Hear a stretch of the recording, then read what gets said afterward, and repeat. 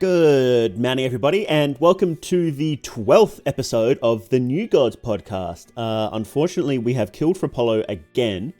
He might make it halfway through again, though. But he has it coming. Yeah, he did. He did. He asked about Mao Ween, and he got the record from that one. So today we're still going on your guys' submissions from the 10th episode special. So we've gotten like 3 episodes out of this. This is good. We'll probably open up submissions again after this because I had a few people ask actually where they can submit. So we'll open them up again, and there'll be a link down in the description. But you can anything you guys want us to like give our opinions on. I don't know, laugh at you, make fun of you. Anything like that, just let us know in the comments. There'll be a Google form in there as well. So yeah, let us know. The first question today is... Hang on, I lost it. If you could... Oh no, good start, good start. If you 4, or 3 today, if you 3 could learn one spell from Fear and Hunger Games, which spell would you pick? It does say spell and not skill, so you know what? We'll say what spell specifically. Only spell, or we'll say only spells.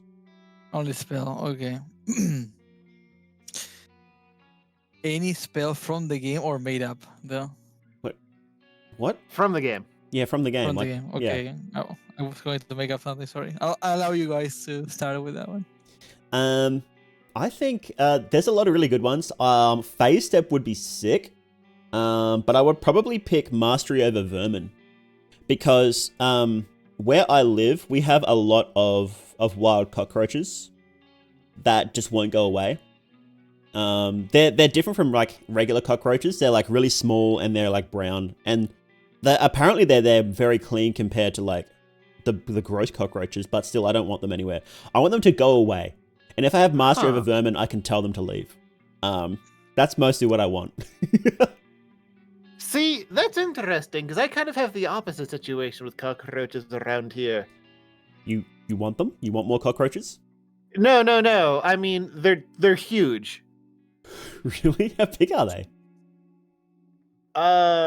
They can pick a fight with a mouse and win.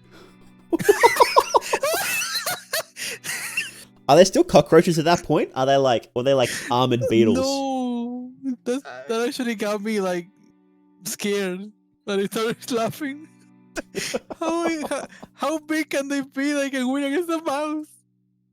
I mean, I saw one that was probably close to 3 inches or 8 centimeters long. Jeez, what the hell? That's gross. Yeah, that would make good troops though. Mastery of Vermin would be helpful for that because you can sick them on your enemies. Actually, no, that'd be closer to like, would that 10 be? No, that's not 10 centimeters. That's about 3 inches is wait, hang on, 2.5. It'd be about 8, maybe 9. Yeah. Yeah. So what spells? What spells, guys? I would probably pick Loving Whispers. That would be pretty useful. Yeah. Because I have a bad habit, well, technically a good habit, in fights of like going for a trade and winning. But you still take damage when doing that. Yeah. Well, like, it certainly beats going for a trade and losing or just like getting hit. Yeah. I'd still rather prefer the chance to avoid having to spend a couple of months in the hospital after taking a machete somewhere, you know? Yeah. Would it be better to get Loving Whispers or Healing Whispers? Which would be better? Loving. Fuck the rest of the party. Loving. He doesn't want to help anyone. He doesn't want to accidentally heal anyone. Plus, I could set up the world's best paywalled ASMR. Oh, that's a good point. That's true. I wonder if that would work. That'd be sick. Did we talk about this last time? I remember this conversation. Yes, we had this conversation last time. Yeah, okay. All right, Raccoon, what spell do you want? I was between two skills. Well, spells, I guess. Número uno, warden sigil, just so I can lock my door and like have like a warden sigil in case the locking doesn't work. The world's That most sounds secure like, goon cave. Yeah, I was thinking of like being just way too simple. Goon? I know that word. But I think pheromones will be better, just so in case there's mosquitoes, you can just pheromone like the door, and they can just attack the door, the mosquitoes, while you just sleep. You don't wake up getting bit by mosquitoes, by spiders, and shit like that, because that happens all the time to me. That's good. You probably wouldn't need to take that one though, because with your goon cave, you'll be building up enough Sylvian affinity anyway to be able to buy what you want. I mean, I guess so, yeah. I guess if I had to pick a second place, it would probably be Scorched Earth, so that I could use it outside the homes of people I don't like. But you're also gonna be burning, so That's Do you fine. I'm wanna used burn? to it. Oh, that's true. Okay. Yeah, it's just the whole area on fire, doesn't it? Yeah. Hmm. Although that seems like a kind of poor choice for a spell, because like what if you're like pooping and I don't know why you're like and then you scorch earth by accident? I mean, you kind of failed at gate 1, but yeah, I think the Scorched Earth, as fun as it could be, doesn't really seem to be all that useful, because like fire destroys evidence to begin with. So you could just use mundane fire and still get away with it. Yeah. I feel like any of the pyromancies would be better than Scorched Earth, unless you're going like full pyromancer, and you're gonna be fighting other like magic users, or you had to clear out a big crowd or something like that. Then it would be useful, but otherwise it's like you might as well just take combustion or something. Yeah. If you're gonna get pyromancy, or just get a Molotov, Yeah, that's the other Some thing. shit. Like Or Gival, 100% hit chance. styrofoam, gasoline, and hand soap just aren't that expensive, you know? You can't give out instructions on the podcast modes. I'm not giving instructions. I'm just saying. This is still technically within YouTube, TOS. We're fine. Next question. Next question. I'd like it if you guys can discuss the more fringe cults, like the Sulfur Cult, Owl Masks, and Yellow Mages. I think that'd be interesting. Yeah. I guess they are pretty interesting. There's a lot we don't know about them. Well, I guess you can say that about literally everything in Fear and Hunger, right? Like we don't even know who the Owl Masks worship, because there's like equal evidence for Venushka and Rare. I think if I had to guess, it'd probably be Venushka, but I don't know. And the Sulfur Cult, like we didn't know anything about them. It's like, yeah, they show up at the festival, yeah, they kill a bunch of people, and they like hurting people. And then it's we know that they also like sulfur. That's true. And they all dress up like clowns too. But we don't know if that's a Sulfur Cult thing or if that's a Termina thing. So Okay, so I'm just going to lay this down right here because it'll turn out to be correct. Sulfur cultists are just the Fear and Hunger version of juggalos. No! Bones, you know what you just did? Do you know what you just did, If you ever Bones? need to protect yourself from sulfur cultists, just leave out Fago somewhere and they'll all go for it and leave you alone. But you know what you just did with that Bones?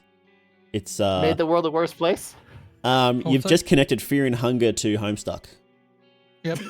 Anyway, I was thinking about that. I said it before you. So you've made every timeline worse.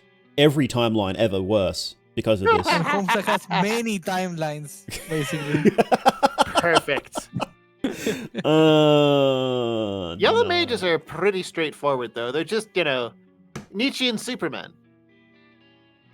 And that's really it. Yeah, they are like, mix that with like chaos magic, and that's basically what yellow mages are, really. Their shtick is that they're jerks who want power and will kill you to take it. Although that's not really what they're doing in the first game, because if you leave them alone, they'll leave you alone, because, like most wild animals, they're more scared of you than you are of them. Yeah, I feel like that's something that's a little bit understated about the yellow mages. Yeah, they're jerks, but just don't don't poke them and they won't poke back. When they poke back, they'll usually win. But they know how to pick their battles, I think, and I think that's why they're basically they're one of the longest running cults. They're the longest running New God cult that we know of. So actually, this comes back to a little bit of a theory I'm working on, where the New Gods. So to preface this, things that are metaphorical and literal events are the same thing in Fear and Hunger. That's like a big theme that underlies a lot of the game. So a New God falling out of power is both a literal event where you go and kill them and a metaphorical event where people just stop listening to them, which is what happened to the Fellowship in the first game. It was you killing them is exactly the same as them just losing power. And part of that power is having people believe in them.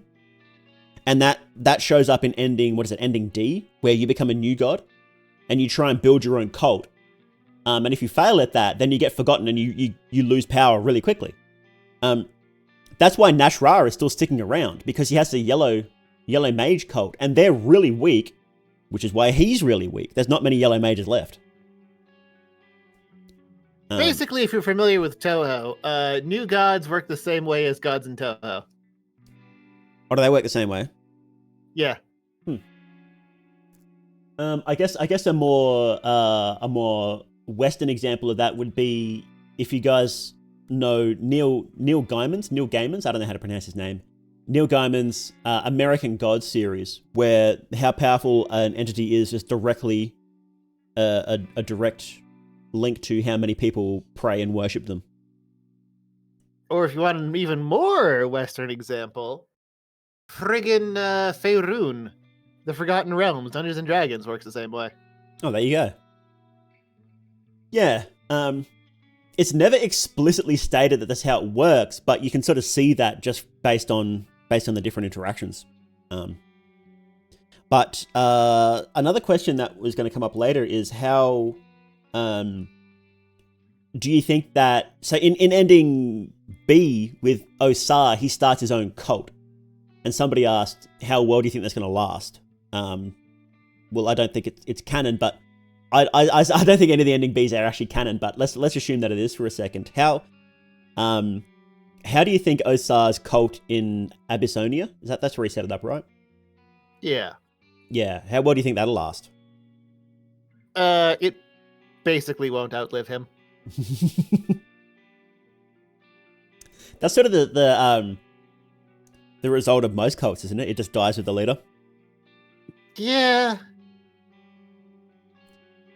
Because I think they say in Abyssonia they're really big on ancestor worship, so I think it will outlive him in some form. But if it's like another yellow mage cult, then it probably wouldn't have that heart, a new god heart, because obviously he's not a new god. I think the yellow mages only survive so long because of like a feedback with Nash Ra.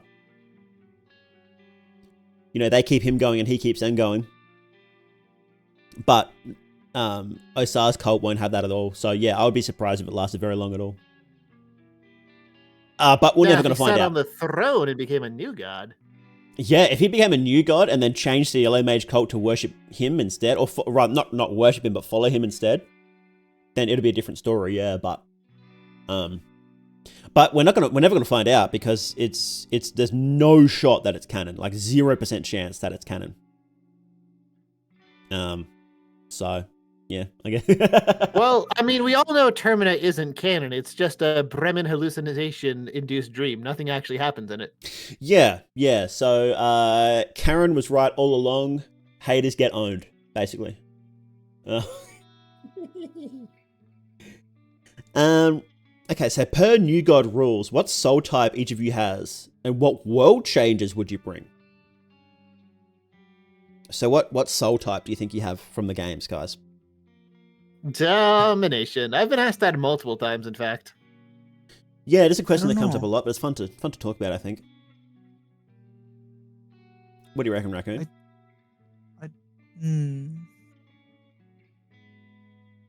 I'm given like a soul type every single time I see the comments on the video, but I always forget what soul they give me. I think Fabio's giving a tormented, right? Yeah, people give Yeah. for probably the Tormented a lot. Now, what did they give me? Do you remember? 'Cause I actually Endless, forgot. I think you get. Endless. That makes sense. Does it? See, I don't think that feels quite I think right so. for Raccoon. Why not? Oh, because Moonless doesn't have Endless Soul. Moonless has Lesser Soul. So Raccoon has a lesser soul? That's what I'm saying, What do you yeah. mean? What do you mean? Listen to me, okay? Fuck you, first of all. Second, no. Well, you said What? you I wanted. would You're say a maybe furry, solitary it's soul. accurate. If You I were cannot to tell me choose that furries actually, don't have a lesser soul. I'm not a furry. Fuck you. They did I not. think If they did not have a lesser soul, if they were a fully fledged being, they wouldn't choose to be a furry. does someone actually choose to be a furry though?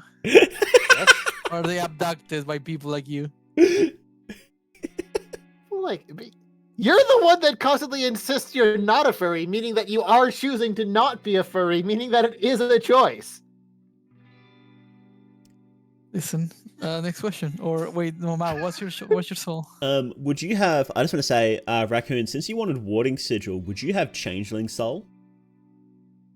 Because with that, you get Engrave, you get an advanced and greater occultism as well. How does that sound? Like if I were to choose the soul that I'm getting, Which one? No, which one fits you the Yes. most? which one fits the most? The real one that actually fits me, I would say solitary soul because of I usually just do stuff by myself. Do you reckon you're good at Only shooting? recently have I gotten people to like listen to me. It feels like the Solitary Soul is for like a solitary hunter type character. Is that what you're like? A solitary hunter?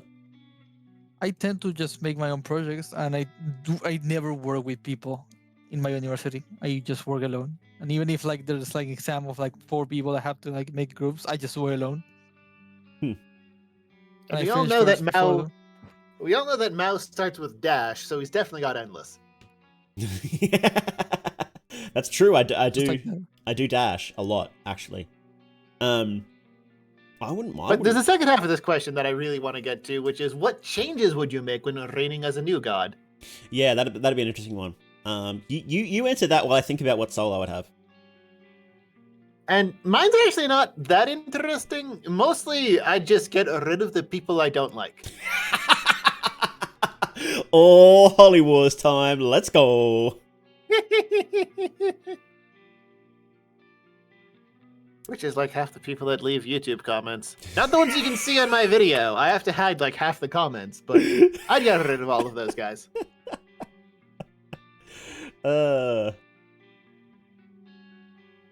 a little surprised you wouldn't have the Decrepit Soul, to be honest, Bones, because it's like intimidate, killing intent, explosives. You know how to make all sorts of shady things we can't actually say on YouTube. Yeah, but that's something that I picked up later on in life. That's not my innate nature. That's just, He kills somebody for it. He kills might somebody need- for it. He's saying. Yeah, that makes I sense. might need to take out an Abrams at some point in the near future, so I should know this. I think I Man, would... that's actually a great story. I actually know like how to defeat the Invincible Abrams because see, there was this Abrams like tank driver that I used to hang out with who was a War Thunder player, and I think that's about all I need to say on that. So he had complete and full access to the docks. Yes. And I went drinking with him once and learned everything I needed to know about an Abrams.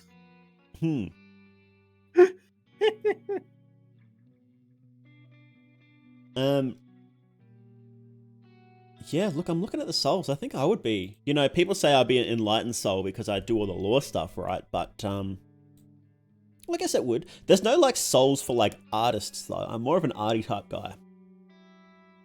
Yeah, you make some spooky shit. I love it. Thank you. I mean, if you really think about it, journalism is the art of lying to your audience. That's an art. Well, I guess, yeah, because the endless soul is all about, like, I'm thinking like what the souls are actually about, right? And that is sort of like trying to surpass human limitations in any way, really.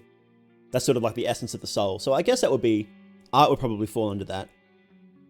Who knows? There might be a soul that is like not combat oriented whatsoever. So that's why it hasn't shown up in the games. So yeah, I'll probably say for now, endless soul. So what world changes would I bring? What world changes would you bring, Raccoon? Probably just allow people to not be forced into school projects together. So you destroy they don't schools. get that one fucking classmate that doesn't do anything, that gets to the time that you gotta do like an exam and they don't arrive. Well, fuck that. No more group exams. Fuck you. That's it. That's all. Ugh. But you know why they make you do those ones, even though they know there's those students who are shit? And so you learn to deal with that. You learn to understand that there's always going to be useless people that contribute nothing, but still get all the rewards for it. And that's society. What I'm saying is like, usually, like I get the point on that. I'm going to be a teacher. And all that shit, I know that. But I don't know the point of a teacher grading me against because of a student not arriving when the exam arrives. I think it would be nice if they give me some extra points. No. Due to me suffering. No. But I guess fucking not. No. Yeah, I hate it. Just imagine, right? You have a village, right? And there's one guy that's fucking useless and just eats and does nothing else. What are you going to do? You got to deal with it. I'll kick him. Yeah. I'll kick him. Yeah, kill him. Kill your classmate. No, kick him, not kill him. No, kill him. Kill your Kill your classmate. classmate. Yeah, kill him. Raccoon, kill your classmates. Raccoon, you have to kill your classmate. No. This is The only official way. advice, yeah. You This should is financial kill your advice. Kill your classmates classmate. now. No. We don't know. Nope. We're not gonna give that message. So the changes Mao. the changes I would make is that I would make every video game have sick lore, and I would make it so that people would watch all my YouTube videos. That would be one of the laws, is people had to watch all my YouTube videos. That's what I think I would do. I think with Bones being alive and existing in our planet is enough to have enough good lore with any game that I play. Yeah. Bones connects all the things into like super deep lore. Yeah, I look forward to the Fear and Hunger Homestuck Lord crossover deep dive soon. God. Deluxe. I'm not Don't looking worry, forward that's to never that. going to happen. I'm never going to lower myself to the point of reading Homestuck. It would take you like 3 years, and the ending is just so disappointing. Shush. It took me a month to read it the first time. And I was in the middle of exams in June, I believe, or July. I was in the middle of exams and I read it in a month. Did So you you read cannot say the shit. Did you read the extra stuff, or did you just stop at the end of the comic? I finished it and then I read it again because I couldn't understand a few parts. Yeah, But I don't support Homestuck 2 or the epilogue. Just saying. yeah, epilogues were nonsense. I stopped at the. I think I read a little bit of the stuff afterwards, and I was like, this is junk. This is just garbage. I was forced to read the epilogue because of a friend. I think I watched like the end of. I don't remember if the video was the very end, but I did read up to the end of what's it, like Act 6. I think was the final part.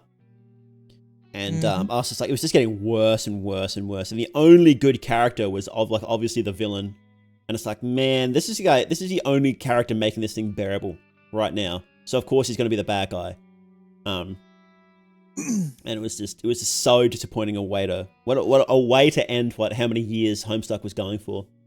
I'm so sorry about that. I didn't really like the new kids, let's say. I didn't like Jane. I didn't like Jake that much.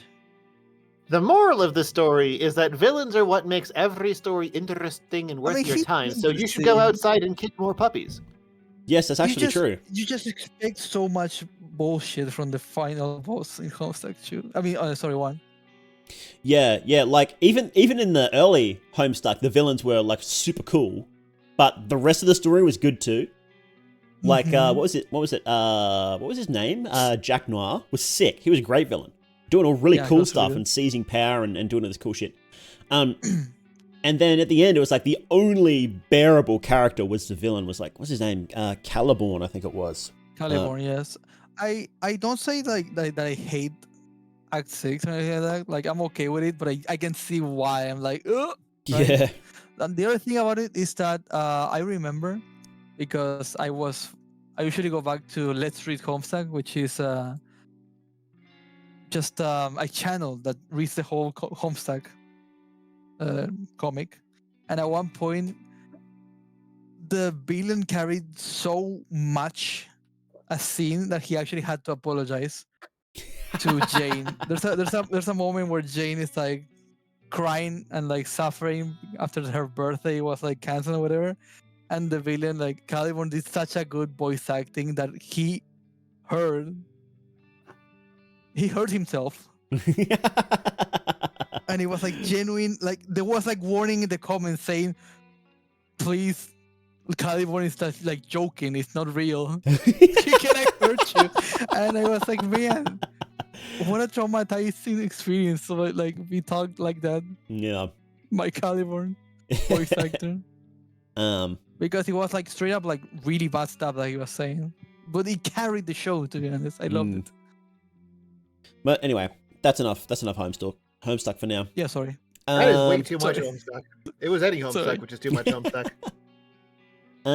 Okay, so Rare hated Ascended Gods in the first game and wanted to stop the girl. This is basically confirmed. I don't know if that's confirmed, but we'll say it is. It's basically confirmed. I don't know. I still haven't gone back and taken a look at all the dialogue, but I'm not convinced that Rare didn't want the girl to ascend. I'm really not. I mean, the Lady of the Moon explicitly says, yeah, Rare doesn't want Ascended Gods, so give me the girl and I'll heal you. Does she? Yeah. Oh, okay. I'll take your word for it then. Okay, so what's Rare's relationship to Sulfur in the second game? Is Termina for Rare, for Sulfur, or something else? Oh, hang on, it goes on. Is it related to how Sulfur is related to the sun and the moon needs to reflect the sun in order to shine? And to that end, why is Rare so fucked up? Because he's reflecting Sulfur's light. Oh, that's an interesting thought. So the Termina Festival is a semi-natural occurrence. I mean, it's natural in the fact that the old gods basically write reality, so, you know, it's like, it's natural because everything they do is natural. But the Sulfur cult hijacked it in order to use it as a sacrifice for their god. They say it's just to recruit new members, but that's the same thing. But yeah, Rare being fucked up because Sulfur, because he's reflecting Sulfur's light. That's an interesting thought. I hadn't thought about that. Because Sulfur is a new sun god, right? Yeah, that might make sense why Rare is so angry. He's angry at humanity because Sulfur is angry at humanity. That would explain some interesting changes over the time. What do you guys think? But does that explain how Rare is Sylvian? Well, okay, it does, because so Sulfur was only born after Ulmir, right? And so Rare, if Rare is Sylvian, that means Rare is angry Sylvian now. And that was how the change was made. Sylvian was reflecting the sun god's love for humanity, but now she's reflecting the Sulfur god's hatred of humanity. Excellent. Now I get to put that into the everyone is Sylvian or Grogorath lore video. Thanks for doing my homework now. Sucker! Oh, sometimes I'll be chatting in the lore channel, and people will come up with the dumbest theory, and I'll be like, I can argue that. I can argue it. Give me a theory, and I can just straight up argue it. And at some point, it's like, can I just argue anything? And does that make any theory just pointless then? If you can just argue all of them?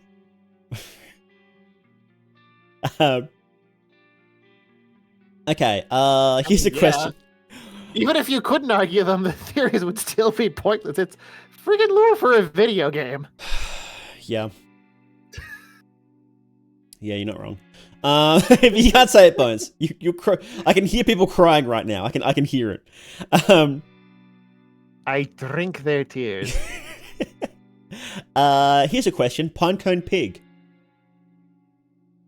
Pinecone pig. That's a good question. Yeah, it is. What? No. You got that a is for scroll of the Forza. Highwayman. No. You can get scrolls from Pinecone Pig? You can get the scroll of the Highwayman specifically, the one that teaches dash. Oh, wow. Yeah. Damn, that's pretty good. Yeah. But yeah, no, I agree. Pinecone Pig. Next question. Why can't I'm against it. I'm against it. I hate it. Fuck it. What? You're against I hate Pinecone it. Pig? Raccoon finds 5 I'm silver against coins. Pinecone Pig. Ever since that sensor mode has appeared, that has the statue of Sylvian fucking showing up as a Pinecone tower, people are like, "Oh my god, it's so funny." No, it's not funny. You know why? Because if you pray to the wrong god, you're fucked. And you know what a new player does? They see the Pinecone tower, they're like, "Ha, funny," and then they pray to whatever god they want because they don't see it's fucking Sylvian. Holy shit! Doesn't it say what the statue is of when you interact with it? I don't believe so. I think not, don't right? remember. Jules? Yeah, in the mod actually changes a bunch of text. Like the wolf orgy gets changed to "Do you want to play with the Pinecone Pig?" I'm really, like backing off into it. I don't hate. No commentary. Okay, I don't hate him. I think okay that's with, where this rage comes his work from. because he actually went back to the update. He actually updated the game, the sensor mode, into a blurry one, and that's good. And I like that a lot. It sucks though that the Pinecone Pig is still his most successful sensor mode, and I wish the blurry one would be more used, or mine, or Frapolo. Frapolo freaking fixed the whole game and censored the game quite well as well. I So feel either like mine. I or feel like anyone, there's a lot of but jealousy Pinecone- coming through here, Raccoon. That yours isn't the most successful, and that's buddy. why you're so mad about it. That's what I'm feeling. I can feel it. Listen. I want to watch a game of someone playing Fear and Hunger. I see Pinecones everywhere. It's like, how can I take it serious? This game has so much potential for some new playthrough, and it makes me And laugh. while we're complaining about mods that totally ruin the immersive atmosphere of Fear and Hunger, there's this one audio mod that completely ruins the atmospheric sound design by balancing the audio out instead of making it louder. Yeah. It's silly, frankly. I don't know why anyone would play with that. Why would you want the audio to be like equalized and not have your headphones blown out? I don't get it. Yeah. Think about it. Getting hit on the head by a mace when you're wearing a metal helmet, that's really loud and deafening. It should be painful. Yeah, that's actually I can accurate, isn't hear it? Yeah. I It's can more hear it. accurate, Raccoon. You're ruining it. I can hear the sound when you said that. That's how loud it is. I can hear it too. Fucking hate that. Next question, please. Next question. Next sorry. question. Next question is why can't I fuck. throw away / discard items? Because RPG Maker is badly coded. So what happens? I'm actually having an answer to this. Because in Fear and Hunger multiplayer, the online mode, you can actually discard items and like drop them on the floor so people can pick them up. Oh yeah. So what happens when you do that is that they stay on the floor and they're part of the map. But because of being part of the map, if you load another map, they're gonna still be part of the map. And that means that whenever you leave and like transition another map, you're gonna have the same item again showing up in a different place. And it's gonna be multiplying itself as you're loading through screens. And the more players that are in the game, the more items on the floor until the game lags to the point that you're playing in the void. But with any map is the void, pretty much. So you can dupe items? Yeah, you can dupe items, but they will never dedupe. Like they will never, disappear from the floor. So you will make every single map the void on how laggy it is. Wow. Yep. So basically, because RPG Maker is badly coded. Yeah. Yep. I suspect you can't throw away items because in the first game, there wasn't really big distinctions between like consumables, quest items, that sort of stuff. So if you could throw them away, you could really easily softlock yourself, like super easy. I don't know why there wasn't that distinction. I think you had to have custom menu sort of differences for the books and stuff. So Not really. It uses the regular RPG Maker sorting. It's just that he renamed key items to books. oh really? Yeah. Oh, that's interesting. I wonder why you couldn't just put keys and key items in with the books. Because then they wouldn't be books, they'd be key items. But the category needs to be called things. And like the categories are arbitrary, it's just that he renamed them. Oh well. Yeah, that's why then. Okay, next question is... Would Fear and Hunger benefit from being ported to 3D graphics?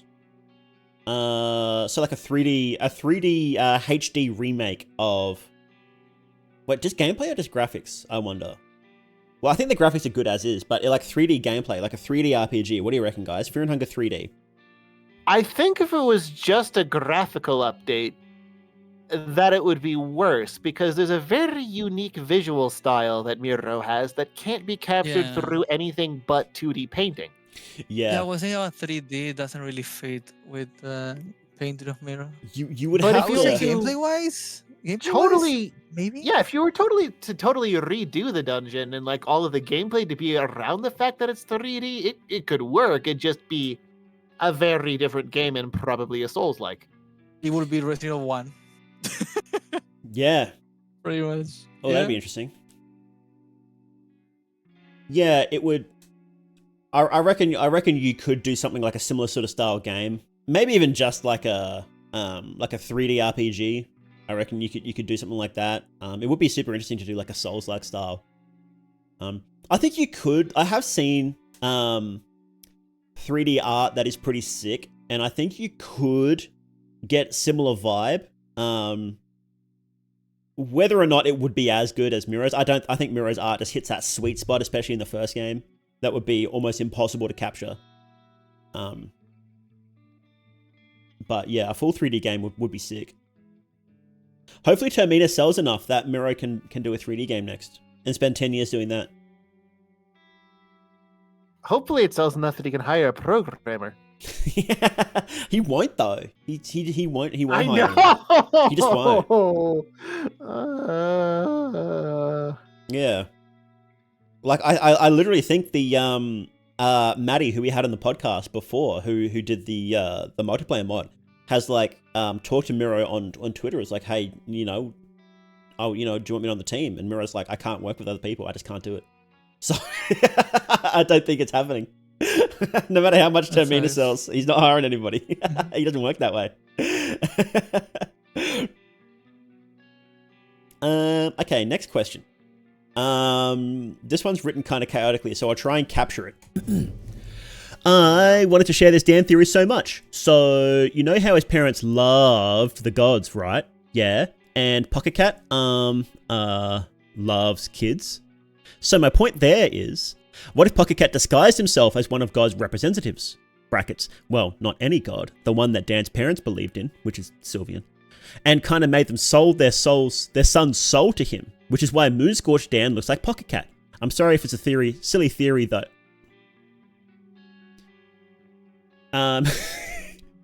So do you reckon that Dan's parents' Sylvian cult was actually run by Pocket Cat so he could try and take Dan's soul? If it was, this just leads greater credence to the rare Sylvian theory. It does. I cannot talk about lore. I feel like you guys win on that, sadly.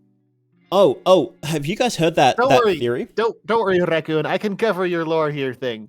Okay, so the truth is, they were actually worshipping a ketchup-covered doll in a bag. Not Sylvian.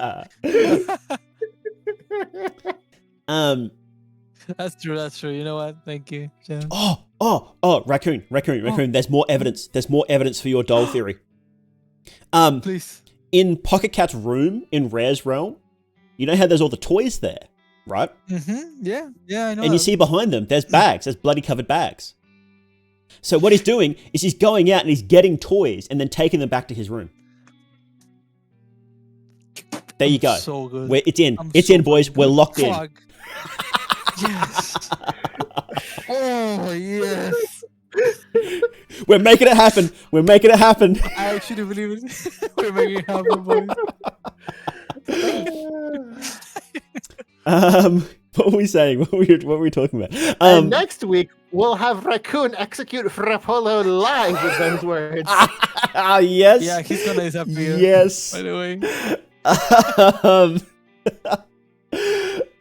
Yeah. So there's a theory that I don't know. Maybe you guys already realized this. I didn't realize this, but there's a theory that Dan was actually a victim of how can I put this in YouTube friendly terms? His parents are part of a Sylvian cult. Sylvian cult does sex magic. Dan really, really, really didn't like his parents' cult. If you follow me. If that makes sense. There's a theory going around. Sorry, I don't get it. You have to be more explicit in your explanation. I can't be more explicit. I get it. And then one of the options for Dan when he leaves them and then comes to the city is he starts an underground in quotation doctor's office where he learns Sylvian magic. And then the Baron, some super creepy rich guy, hires him to teach him Sylvian magic. So there's lots of like, there's lots of weird stuff about Dan's childhood. So there's a good chance he was not very fond of Sylvian.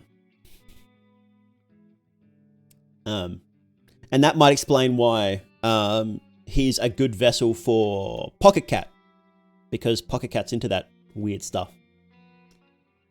Interesting theory I've seen going around.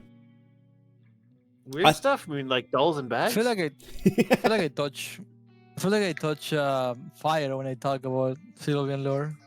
If I have to talk about it, so I shouldn't. Maybe. You've got to be careful with it, I think. Yeah. Yeah. So I just stay with stuff like puppets in the bag. Yeah. It makes sense to me. Okay, next question is... Oh, this one's unrelated to fear and hunger. Okay, so the question is, you guys should tell us if you like cheese, and if so, what is your favorite kind of cheese? Oh, I love... It's called Roquefort, but I think it's called blue cheese. Where do you guys live? Yes. Yeah, I love that. It looks horrifying when you look at it, but it's really tasty. Oh, I love mold. Give me more mold, bros. Mold Exactly, bros. that's how it looks. It Let's looks go. like mold. Bones, you must love cheese. You got all that calcium for your bones in it. Yeah, but I also don't have a sense of taste. So my favorite kind of cheese is the kind that's on sale. Just have a whole wheel of cheese and just jam it into your mouth. Oh man, no. There's a place around here that sells friggin' 5 kilograms of shredded cheese for ridiculously cheap, and there was a time where that was half my diet. Oh, look, it's so bad. It's so bad when you get the bag of shredded cheese and you're just like, I gotta have a handful. I just gotta eat it. Just gotta melt it over everything. Yeah, it's good. Okay, next question. What would Termina be like if it was modern day setting, like what one of the original cheeses Miro posted? Well, for one thing, there'd be more technology. Yes. And also, it would be later in the future. So I hope that cleared everything up for you. I mean, See, it would actually be Termina would actually be a game that Levi is just playing on his PlayStation. That would just be the game.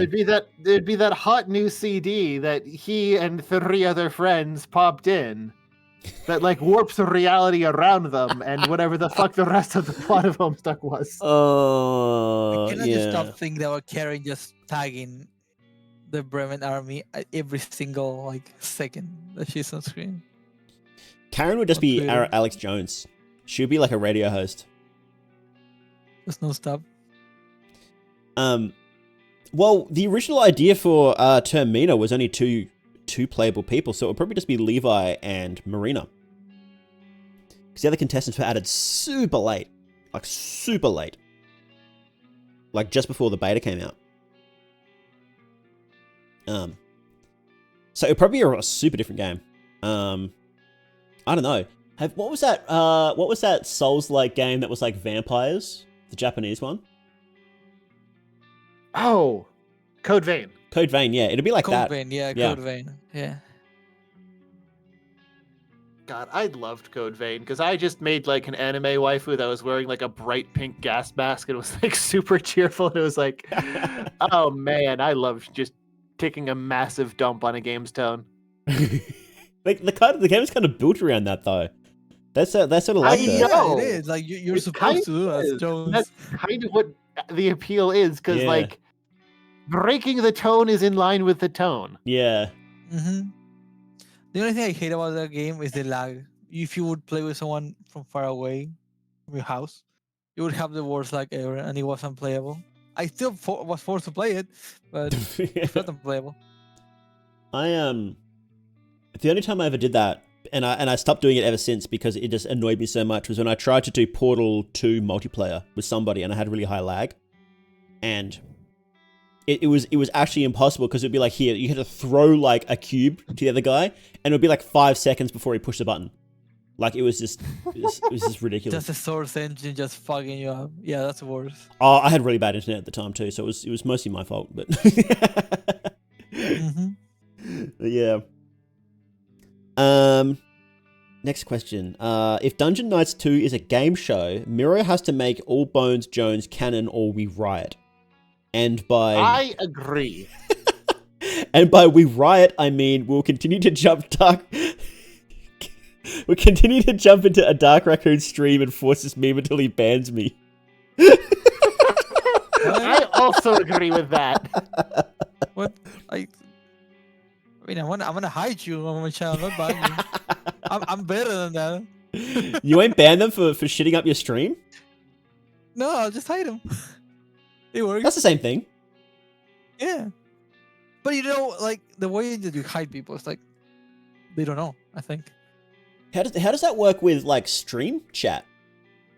That's actually pretty interesting. Jones, would you like to explain? Since you hide everyone from your channel, I think. I also don't stream. Did you ever stream on And YouTube? I have never streamed on YouTube. Well, there you go. Oh no, I know. We should try it out. I don't Well, know how if to they don't show unhide anymore. somebody though. So if I hide somebody, I And like the only I know how reason to. You gotta go to settings. the only reason I hide people on my YouTube channel is because there's no option to like send a hired assassin. Would you like to give the assassin all the revenue from this video to take out this one person? Yes. Oh, I would be so down.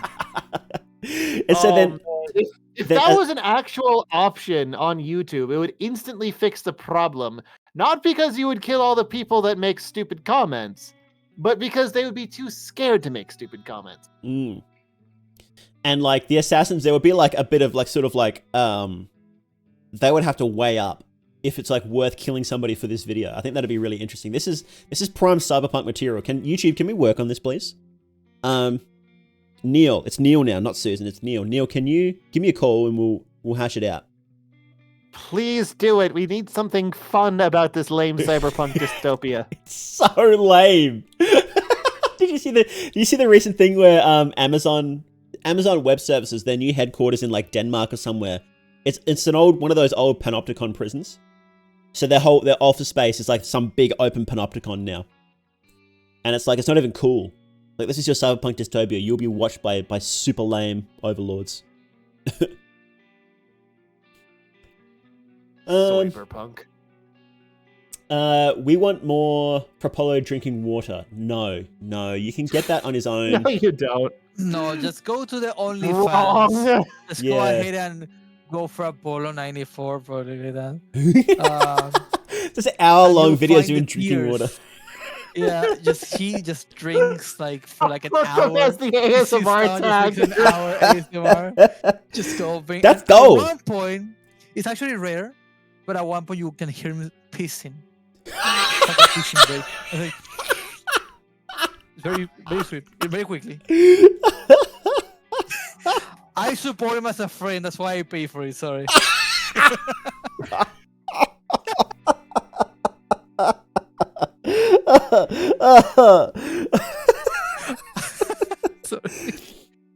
Yeah, you should put that. That's why you listen. That's why you listen to everything, and that's when you knew. Oh.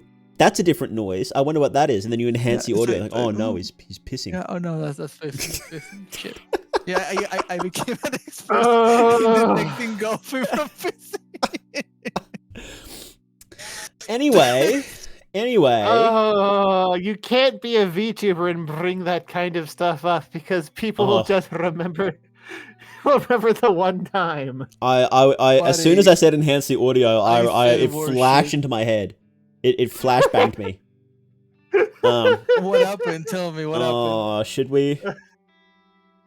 You should. You All told right. me. You said it. All right. You're all in right, it to all win right. it. I'm not going to say who. I'm not going to say who because I like her very much. But there was a very big VTuber, Western VTuber, huge, who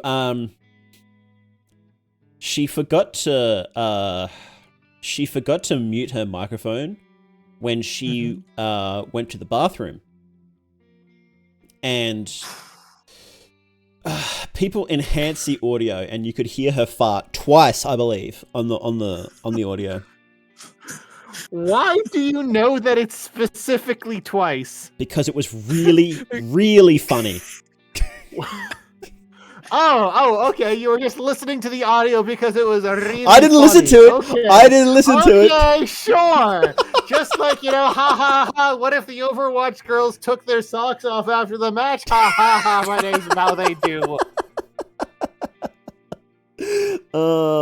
Can we stop talking about this before the fan artists get any ideas, please?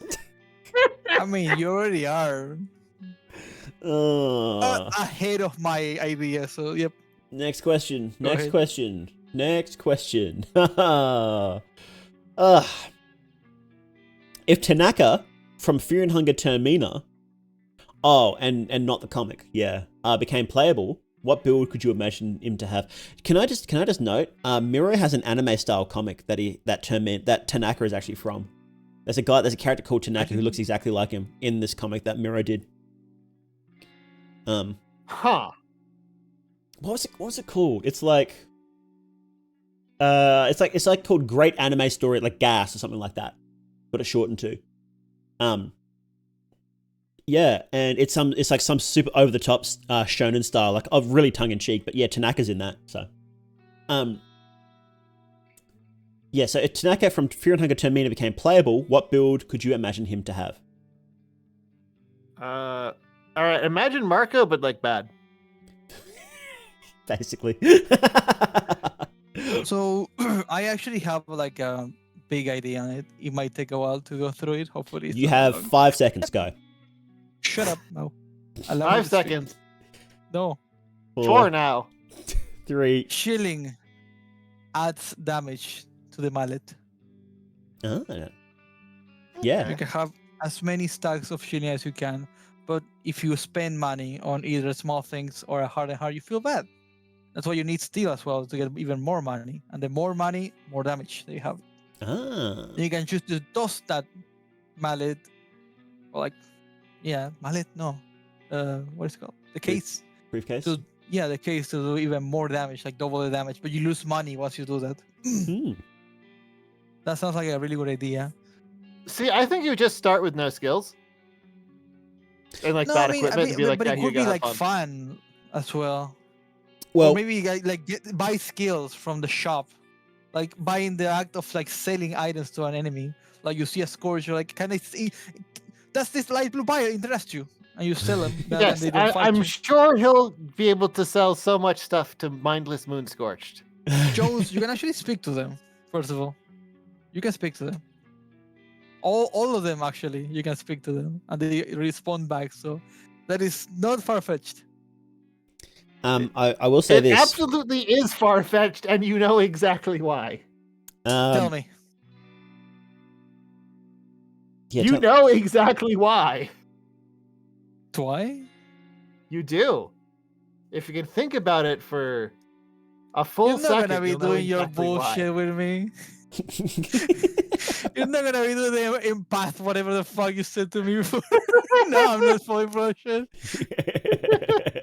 I'm not falling for that shit. You can, and you will believe me. That's it. All right.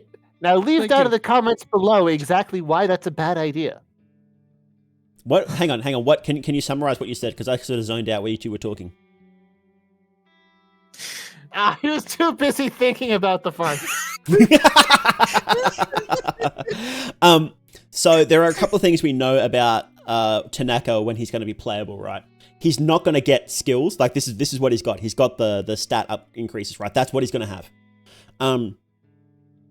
Miro also said that he's going to have lots of death scenes. This is what Miro's planning. He might change his mind, right? Miro always changes his mind, so it might be slightly different when it actually comes out. He'll have lots of unique death scenes. And I believe he said it'll be a bit more of a challenge type run, but don't quote me on that last one. Why do they even say it then? So it's just he's not going to have unique skill, like he's just going to have the stat upgrades, and it's going to be lots of death scenes. I want that. Yes. So he might end up being like a challenge run sort of style, like this. You play Tanaka for hard mode, sort of like playing the girl, I guess. With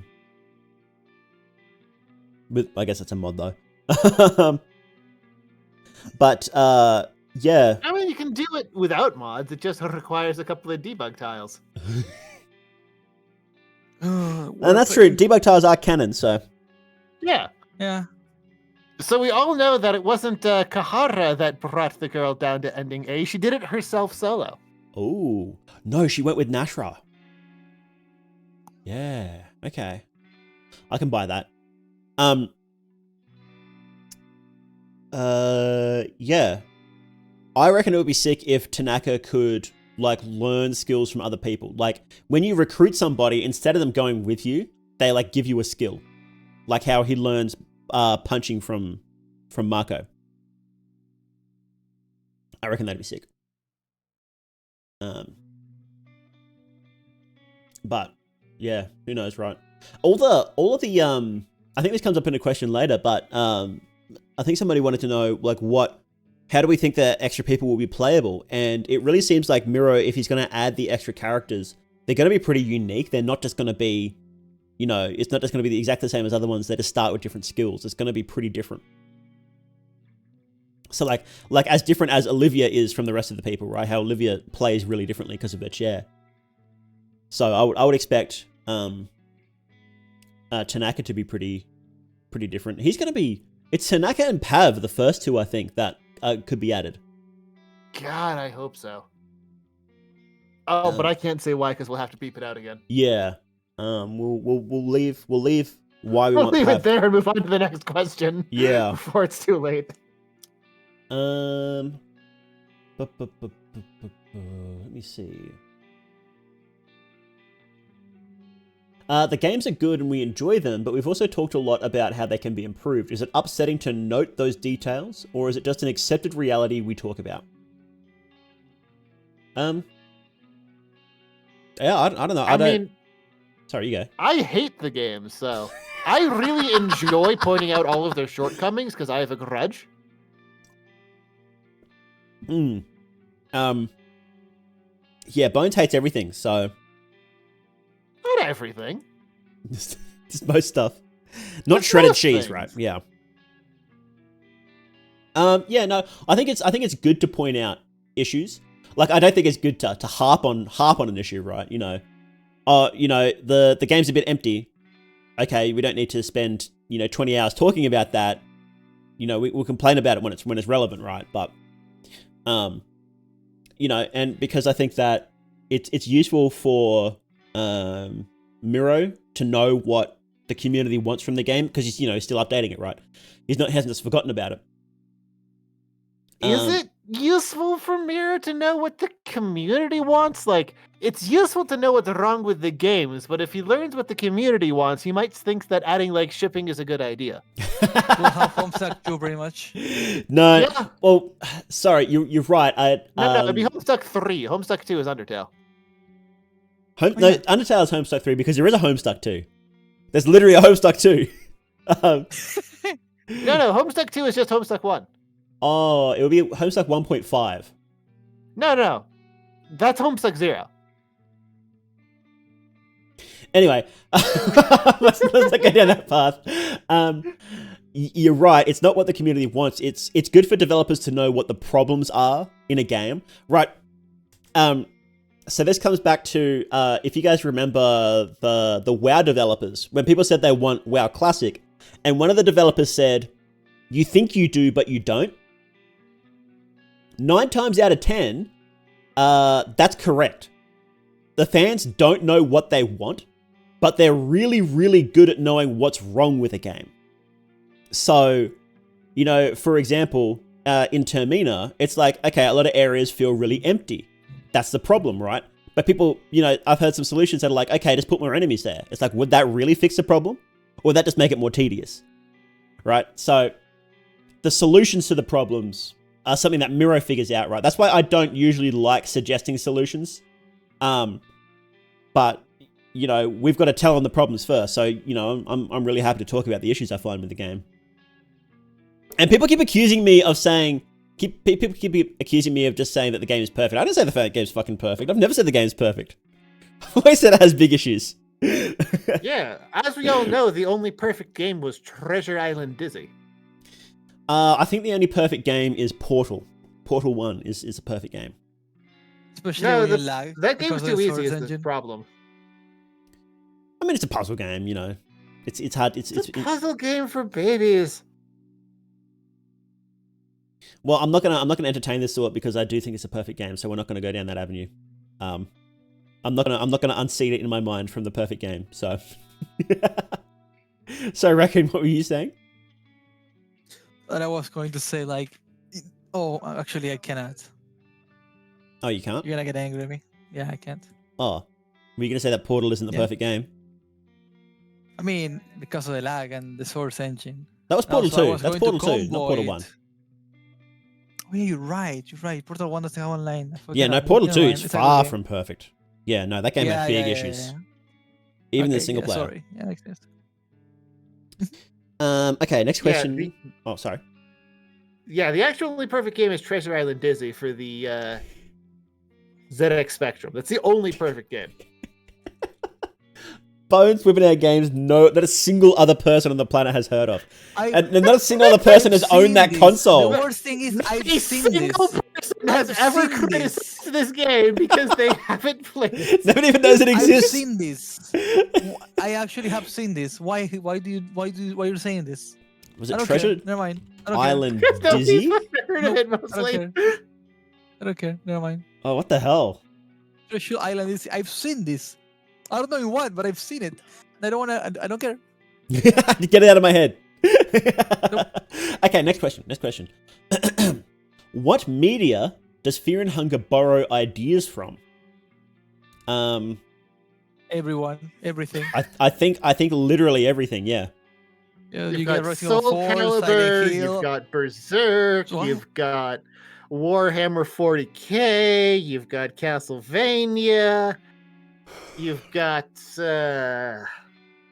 Dark Souls. Yeah, we do got Dark Souls. Yeah, you have also Attack on Titan. Bloodborne. Attack on Titan, really? I don't believe so. Where? Silent Hill, Vinland Saga.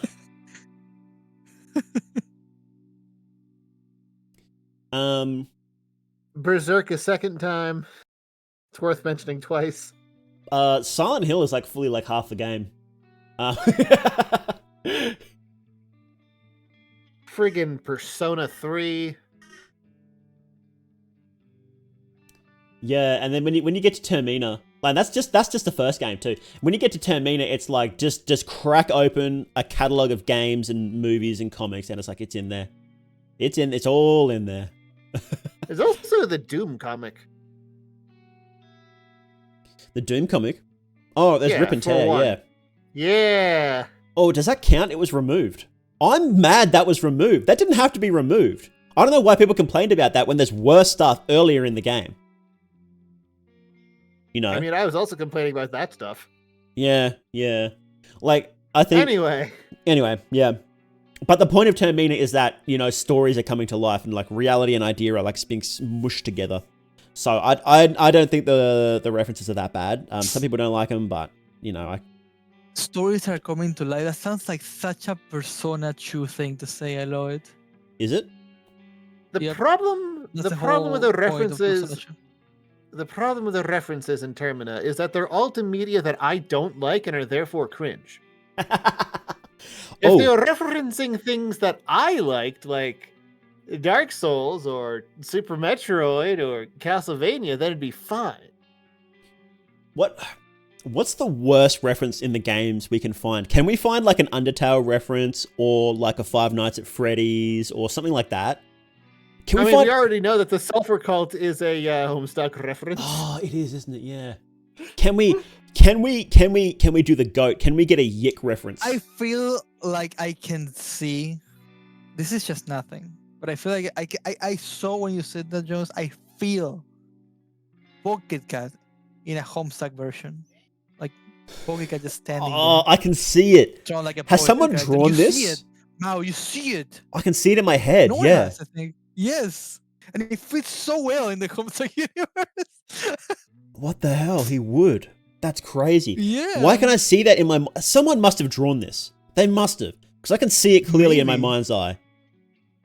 Pocket Cat Homestuck. More than likely. Yeah. What the Pocket hell? Homestuck, Look at him. What the fuck? Um, Anyway, next I don't question. see it. Is that his yeah, can you face? actually? This is something I want to ask the fans. Can you guys find the most cringe reference in the games for us? I would love like a Yick reference or like an Undertale reference or something like that. Yeah, If you can girlfriend. find that, I'll love you. I'll pin your comment. I'll pin the worst one, the worst reference in there. I mean, the first one, you can get Darcy to forgive you, and as we all know, forgiving people is a Undertale reference.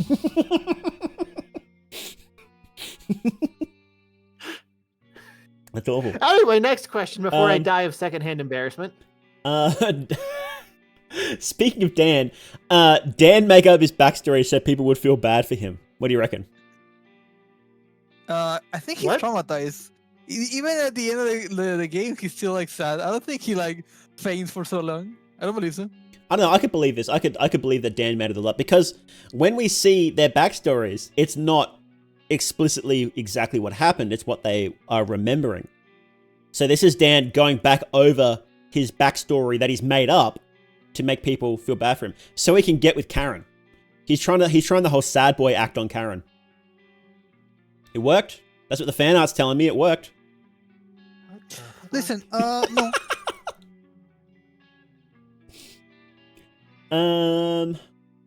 That's all I got. No.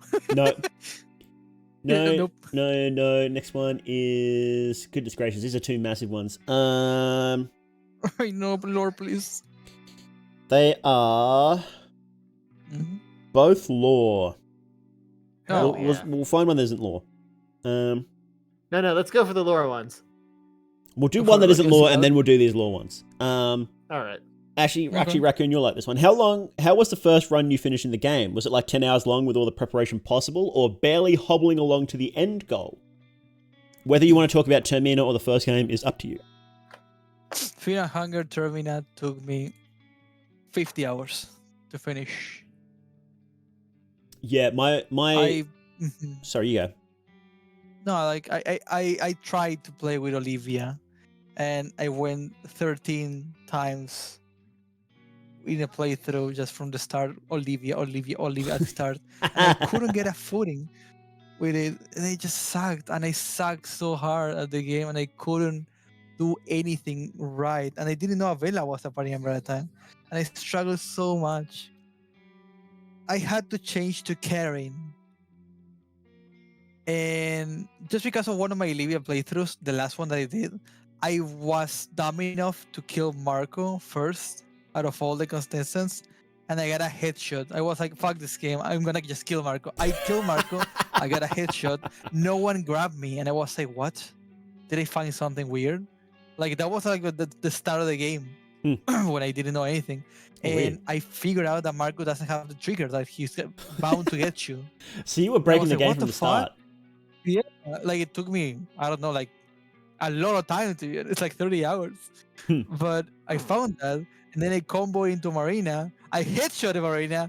I combo into killing Henrik and Karen, and I got everything. And I was like, okay, so what do I do with this soul? Because I never killed anyone.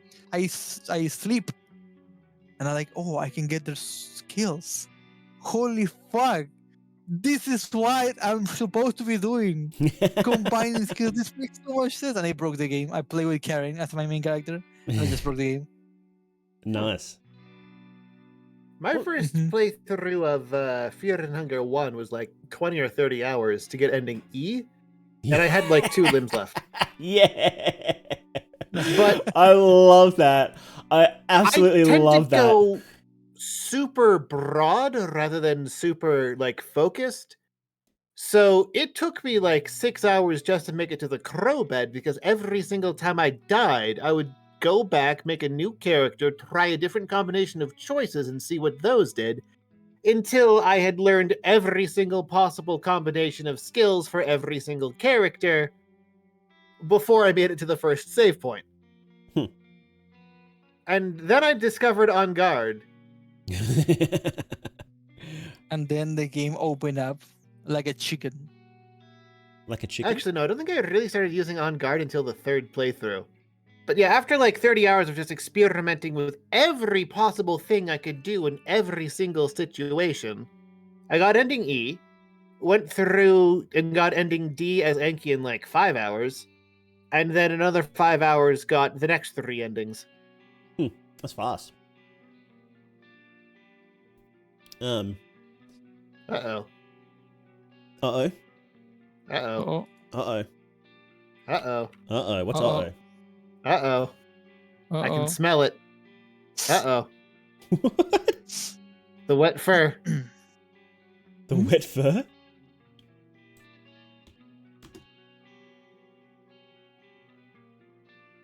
I can smell it. Yeah, so my first playthrough I knew it! From Polo. hey, Alright, here he guys. is. Jones, Mao, ready? Okay. Hello. Happy birthday Birthday to to you. Happy birthday to you. Happy It's not birthday, today. dear Polo. 94. It's not Happy birthday to you. It's not today, guys. It's tomorrow. Well, we're recording today, so enjoy. It makes Oh, sense. okay. Like 20 So, minutes like, for you take it. anyway. Just take it. I Don't be a bitch. appreciate the effort, but it's not today. You still Wrong. get it. You still get it. Disagree. We're moving your birthday back a day. Yes, so it's today. Yeah. Happy You didn't birthday, do that Polo. for us. You're gonna have to update all Whatever. your paperwork, dude. It's now today. Yep. Okay. So this is gonna be part of the podcast. Yes, it is. Yeah, Yeah. like a This is week all later. recorded. And they're gonna be like, "Oh my god, we're full of." Everybody in the birthday." comments Yeah, say you happy see? birthday for Polo. We're moving the birthday like 1 week because you said that now. God damn it. So what were you Everybody guys? comment when you watch this podcast so that Polo knows which day he has to update his birthday to. Exactly. Yes. Yeah. Oh yeah, this will be out in a week, won't it? Yeah. Yeah. Wait, so you guys were just standing completely silent in this room and were waiting for me to join to sing happy birthday? We Yes. delayed the podcast for that reason. Yeah. What do you mean you delayed the podcast? Look at the We time. delayed the podcast. Yeah. We delayed it so we could sing for you. But it's still going, or are we still on the podcast? in Still this going. Yeah, you were still Still going. going. That's we're just been waiting on you. You're live. You're live. Oh. Apollo, yes. Oh, okay. Thanks. But today is not my birthday. Wrong. Wrong, it is. You shut the fuck It's up. now your birthday. I love you guys, regardless. This is so sweet, honestly. Thanks. You're welcome. So you had to answer the question now. What was your first run like in Fear and Hunger or Fear and Hunger Termina? What was the very first time you played the game and got an ending? What was that like? One of the, whichever game.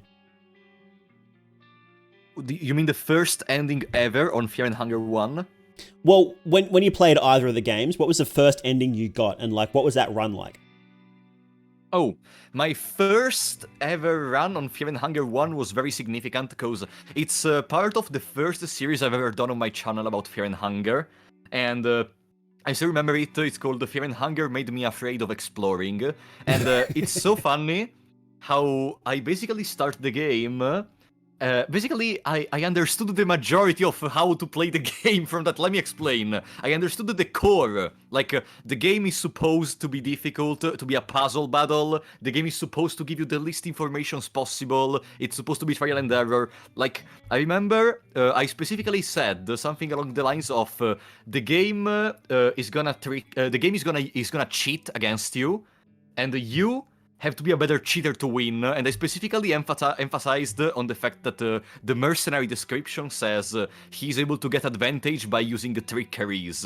So, for example, I discovered to save by cleaning 2 floors and moving between one bed and the other, because of course in my first run I didn't reach Mahabre because it was completely blind, completely. Yeah. But I discovered the infinite save way with by cleaning 2 floors. I also discovered. I also killed like a couple of bosses, I think, for this reason. Like my main purpose was defeating the Crow Mauler because I lost multiple runs because of it, and so specifically I took like Darcy and Moonless, I think, and I on purpose tried to find the Crow Mauler and killed it. And after that, I think I just got ending E or something, and I think that was the best ending for it for that type of run.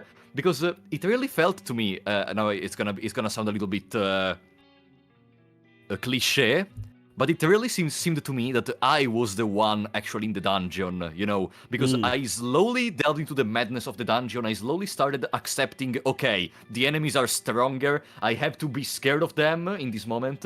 I have to fear them until I know how to deal with them. I have to experiment. I have to use my my party members as mid shields. Like at the start, I think everyone loved the girl, correct? Yeah.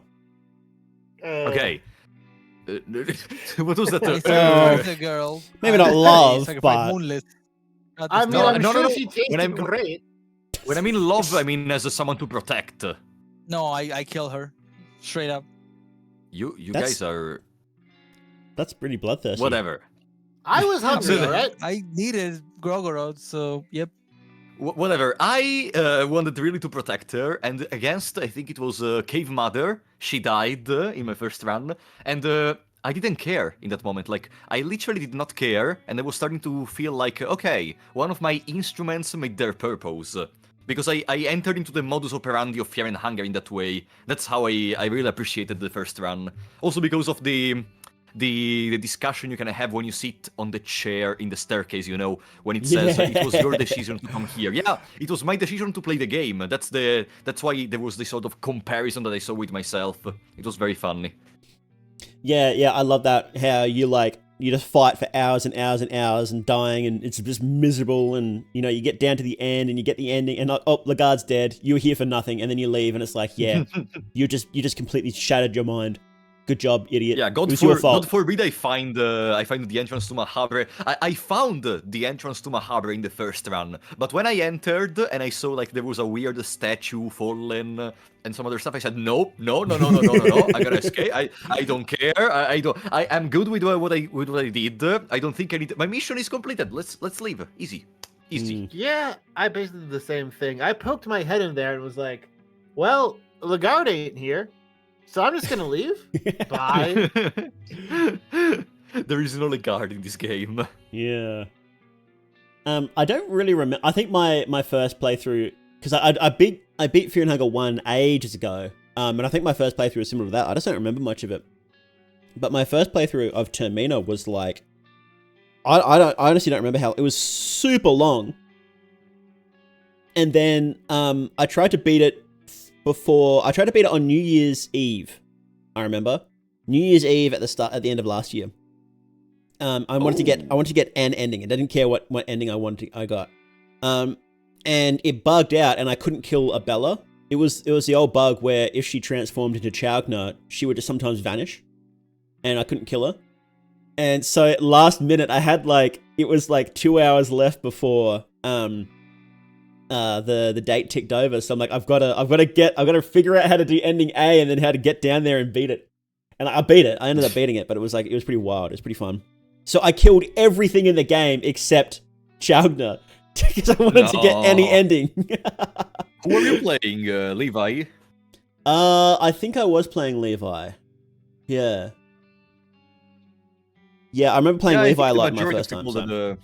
I think the majority of people that played the Termina the first time used either Marco or Levi as their first one. I don't know why. Yeah, Levi is the main character, so that makes sense. And Marco just looks cool, so. Yeah. I used Osa because I'm special and different and not at all a hipster.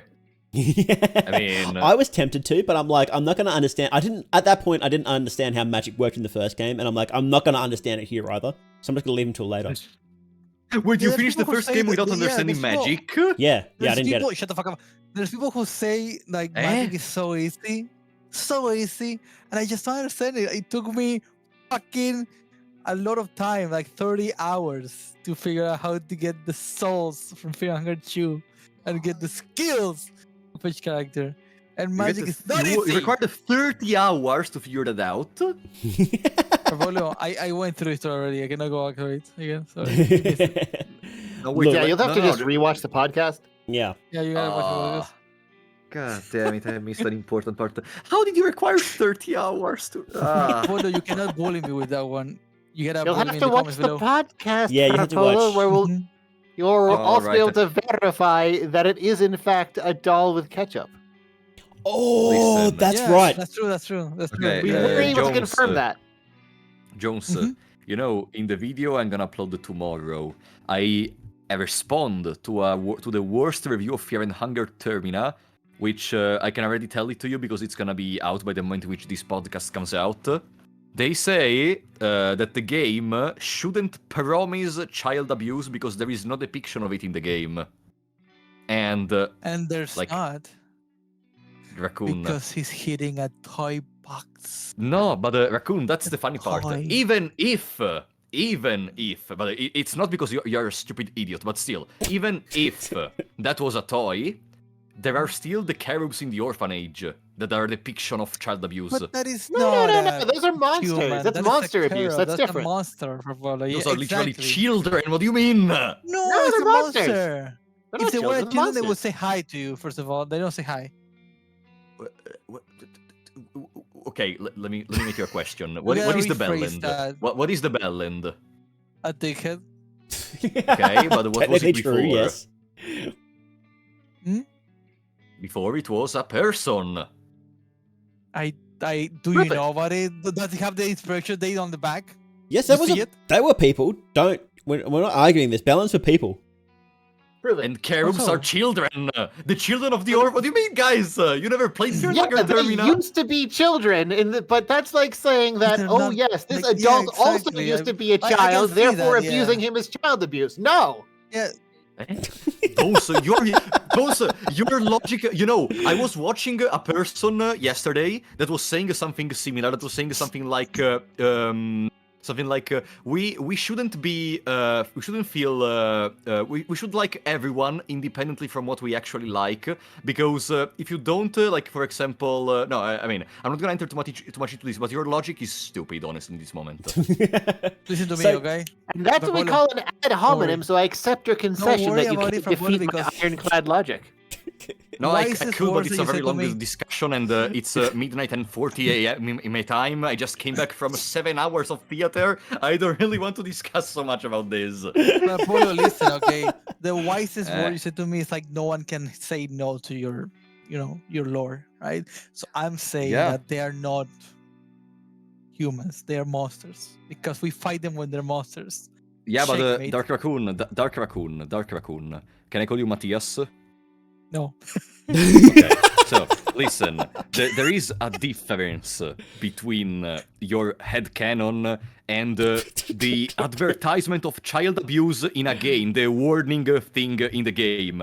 You may say what you want, but the I cherubs, mean, maybe i- your head will go towards that, and that's Um, what they wanna, Just a question. Oh, the child abuse warning isn't for the cherubs, it's for Levi's backstory now. I was about to say, Oh, yeah. yeah. I was true, about to say, yes, does that makes count? sense, Because he yeah. gets the shit beaten out of him by his dad. So does that yeah, count as there's child also abuse? that. Mhm. I was That's considering the not cherubs child because of abuse, that's just, Heartless. solid father-son discipline. Damn it, folks. Oh. Yeah, that makes sense. Okay, you Yeah. gotta fix that, Rapolo, for tomorrow. I will have fixed that. No, I mean, I could add that part actually. I mentioned only the pocket cat Hey. thing and the cherubs, but I could actually add this. There are other implications of it too, like the dead body sacks in Pocket Cat's room with all the toys there. Although it's not like obvious, but it's like implications of it, right? Hang on, is it in Pocket Cat's book? I don't remember what happens in the Pocket Cat book. In the book, I remember in the first one what happens in the book. He literally takes a child with him. Yeah, I'm trying to think what happens in the book in 2. I remember it being kind of like boring, the book in 2. Compared to 1. 1 was like cool, it had the coin flip and everything, but then in 2 it's just, I don't know. But still, you know what's the funniest part? Even if we consider that Pocket Cat could have punched a toy, and I'm not gonna argue on this because that's completely idiotic, honestly, I'm sorry. Apollo, but still. Sense. I agree, it is idiotic how you so steadfastly refuse to accept the obvious truth. Can I just interrupt for a second? We have more evidence for that theory, by the way, for Apollo. Yep. Mm-hmm. Do you want to hear it? It's No. we brought this up earlier, but in Pocket Cat's room, he's got sacks, and there's toys right next to each one of them. He's got sex with who? With toys just outside. We don't see what's inside the sacks, but it's like sack. What? Not sex, sack. Oh, sack. Yeah. Pocket Cat's sex room? No way, bros. Enter the sex dungeon. It's Pocket Cat's sack room. Yeah, the sack room. Pocket Cat's sex room is still relegated to Frapolo's fantasies. So wait, what is present in his room? Sacks? So there's big bloody sack, and there's a toy next to each one. Yeah. So those toys are for the of the children that were inside the bloody sack, maybe. Well, we don't know what's inside the sack, but all we know is that each sack is associated with a toy. So. Mm-hmm. Okay, what did Pocket Cat do in the dream section in the first game exactly? Remember me, because I don't remember Mao. In the dream? He kidnapped the doll, obviously. We don't know that as a real child. Yeah. That's true. What do you mean? He literally moves. He was doing like a toy. Like, it makes sense. Frapolo, come on. No, he was holding a toy when he kidnapped the girl. It was medieval time! There are no toys! What if we make a toy, though? You and I. Raccoon. What if we turn Pocket Cat into a time Fumo? machine? A Pocket Cat Fumo. There has to be a Pocket Cat Fumo. There has to be one. Can we go to the next question, please? We ganged, piled on Frapolo. He arrived. God damn it. They told me, oh, Frapolo, come on the podcast. Come on. Guys, I'm tired. Only to hear this theory of Pocket Cat punching a toy. It's your birthday present. Don't you like it? Yeah. What? What did you say? Sorry, I didn't hear. This is your birthday present. Yeah. Oh, the toy of Pocket Cat Bloody Sack. I mean, if you actually find it, send it to me. I like it. Okay. Last question. We'll go one last question then, since Rapolo's tired. Is there any character you relate to from the cast from either game? Levi. We already went through this, huh? I think. No, that was Souls. That's different. No, like in another podcast before. Did we? Yeah, I believe I said Levi. Did we do this? I think I wasn't present. I mean, that's better. Sure. I don't remember this. Let's just answer it again. Okay. Yeah, the entire time I was playing through Marco's backstory, I was like, is this guy supposed to be me? Do you have a... Yeah, and then you said that the aiming like this with your arm like that. Yeah. I think. Yeah, Hitman stance. Do you have a little sister you had to protect from the mob? No, not little. Oh, big sister to protect. You have what is it, a Nichan?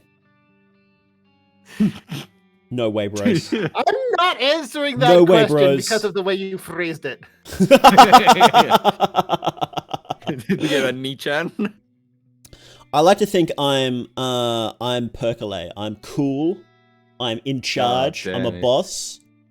I have complete domination over souls in the festival.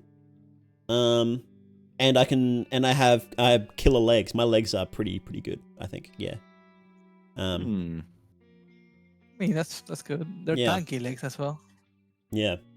What about you, Frapolo? Who do you relate to the most from the games? I am actually thinking, because I wasn't thinking you allowed side characters or antagonists or whatever, but in this exact moment, I think I could be a cave dweller, because I don't give a hell about anything. I just want to, keep moving forward and doing what I want. Easy. You want to solve all your problems by hitting them in the head with a rock. Based. Yes. That is incredibly Yes. based. Yeah, it is. Yeah, also because like the others have such peculiar motivations. Like Levi was abused, Marina is literally a trans woman, and I'm not a trans man, so like I'm not into that. Abella, it's not my personality. Dan, I wish I was Dan, but unfortunately, no. There is really no one that is similar to me, like relatable to me. So I'm gonna go with Cave Dweller. Apollo, have you seen Dan's like night 3 game over scene? The one, yeah, for sure. I did it on stream. When you I saw remember it. that inwardly, did you think, God, I wish that was me? I want to be a furry so Listen. bad. No. Okay, first of all, let's clarify. I discussed about this with Worm Girl. The furry terminology, like this came out during a discussion in the Fear and Hunger Discord server. The furry terminology got distorted over the time, and currently there is not even a precise description about what is a furry. But anyways, let's go back to the main topic. I would still wish to be Dan, regardless of that. Like, as I told you even in the past, we were talking about the furry game that Dark Raccoon played, and I said something particular in there. I said, as long as the plot is good, the characters are well written, I don't care if it's a furry game. If it's cool, I am gonna like it. I think everything always has to be contextualized, and you cannot consider only one part. You remember I made a video on the coffin of Andy, and can I actually talk about it during the podcast? How are you finding that? Oh yeah, sure. Yeah, don't you're covering the think- Andy and Lele is fine. Yeah, I played Okay, that on stream. Yeah, Oh, the I incest covered game. those. Incest No, cannibalism that's game. That's exactly Buddy, the point. we already In, have enough. We have enough. We have enough. No, We have no, enough because propaganda with Lone Raccoon. RPG, Black Souls. No, this You look. really need more. Andy and Lele is half as bad. It's not. Andy and Lele isn't a porn game. I think. It's let not? me explain. No. What is my point. You It's can an criticize the erotica writing game. of. It was Let me written by a explain. woman for the sake of the sexual thrills of other women. I know how these people That work. makes a lot of sense, actually. Yeah. I was It getting is those vibes. 100% Tumblr core girl. Yeah. Friggin' Anyway, sorry for Apollo. Yeah. So yeah, that's my point. You can not like the game, of course. I'm not saying you cannot. Absolutely, you can not like the game because there are some weird shenanigans in some moments. But if you don't like the game specifically because you think it's an incest game, which is only focused on that, which is fully focused on that, it means you have not played it. There is one scene, which lasts around 1 minute, in an alternate route in which the game calls you out for doing that, about a possible incest. You, once you go back, and it's a dream, once you go back into the actual reality, you're also able with an option to say, no, I hate that thing. There is literally an option in the game which tells you, I hate that thing, literally. And all the rest, and this is the climax of a toxic relationship between a psychopath and Andrew, which is basically a guy with a very strong Stockholm syndrome, which killed multiple people and stayed with his sister for 3 months alone in a building without any contact with the outside world. Like, if this is not contextualized, fight me, literally. I Okay, don't think. But Yeah, what if I hate the game because it was written by a woman? I mean, we have to talk about another thing in that case, but why? Why do you? Why? Explain. Look, I think you can't automatically dislike something for being written by a woman because American Psycho was written by a woman, so they've earned some credibility, right? I No, don't know, sorry, that though, was like, directed it by a was woman. written by a woman. Directed by a woman. I'm that sorry. explains so much, actually. It was written by a gay man, I believe, but the movie was directed by a woman. I got that mixed up. Whatever, we're not talking about this in this moment. The point is, I think everything contextualized can be good. Of course, I'm not saying it's always gonna be good, but sometimes. What I mean is, if we immediately put a wall, potentially in this case, in front of us, and refuse to even consider it, it's fine if you say, that's not my thing, etc. But specifically saying, that thing is bad because it contains this. Not because it's executed poorly or something. No. Because it contains it. then I don't really think that's an interesting way to discuss things, honestly. Yeah. Yeah. I mean, okay, I'm not saying it's bad because it's an incest game. I'm fine with the incest. Don't read too much into that. Yeah. I'm not even saying that the opposite of course. Like I disagree with that. Like I don't support those things at all. Maybe you should. But the point is, Still the incest game in the same way Homestuck is that webcomic for weirdo losers. Bones, I you mean, should if play. you That's just what it is. That's its public image. incest There might be more and to it than Hang a on. public image, but that's its public image. I have a great joke. I have a great Jones, joke. I have a great there joke. is a lot of that. I have a great joke. Bones, you should play Coffin and Andy and Lele with your Renaissance. You know, Mal, Australia isn't that big. I can find you if I need to. I mean, it could be a cool meetup. Like for 10,000 subscribers or something, you can do a meetup with Mao. You'll kill me. Yeah. I mean, yeah, but it's gonna stay forever Yeah. on YouTube. No. Yeah, you can't think do about that. how good the content will be. It would It'll be bang. like Mr. Beast Squid Game, except with more murder. It would be a good video, wouldn't it? It would be peak content. Content is Think king, of the baby. views. All right, we'll plan it. We'll plan it out. But for Apollo, you did a really good job of selling that game. I might actually play the full one now. Oh, thanks. I mean, my purpose was not exactly to sell it. Like, I talked about my experience with it and how I felt about the things I saw.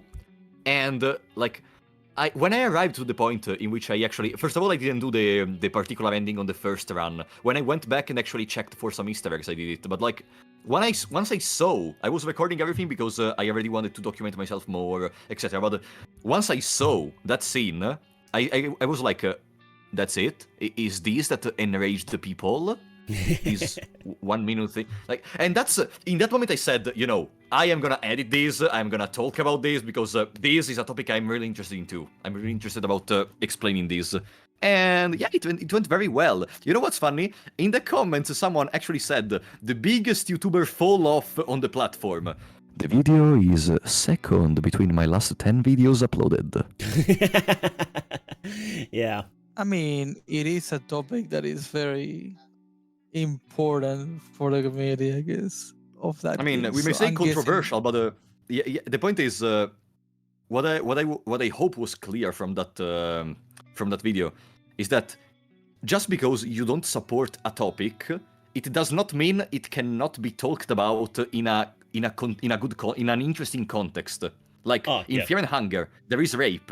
Do you support rape? Don't answer. Actually, don't answer. But still, the point is, the point is that even if you don't support rape, and I hope you don't, but even if you don't, it doesn't mean that Fear and Hunger is bad because it has rape. You know what I mean? Yeah, that's actually a big issue. It's bad for a variety of other reasons. Yeah, for the bugs, for example. That's actually a big issue in Fear and Hunger. There's a lot of topics in there that you just can't discuss without people flipping out. Like, I'd love to talk about Lagarde's links, like the links between like Lagarde's armies and Nazis, because there's some really interesting stuff going on there. But if you do that, people just start flipping out. Like I've had You can't say the N-word on YouTube. That's how you get demonetized. This video's getting demonetized anyway, so yeah, I've had conversations shut down in. I probably shouldn't say words, people don't look it up, but I've had conversations shut down because somebody was like, "No, that's a Nazi symbol. You can't talk about it," and they would just say, "You can't talk about this." Whenever anybody would try and keep the conversation going, and it's like, we're not fucking Nazis, you idiot. Like, we're talking about what's happening in a fictional game and how it links to like real world things. Like, it's dumb. It's so dumb. But anyway.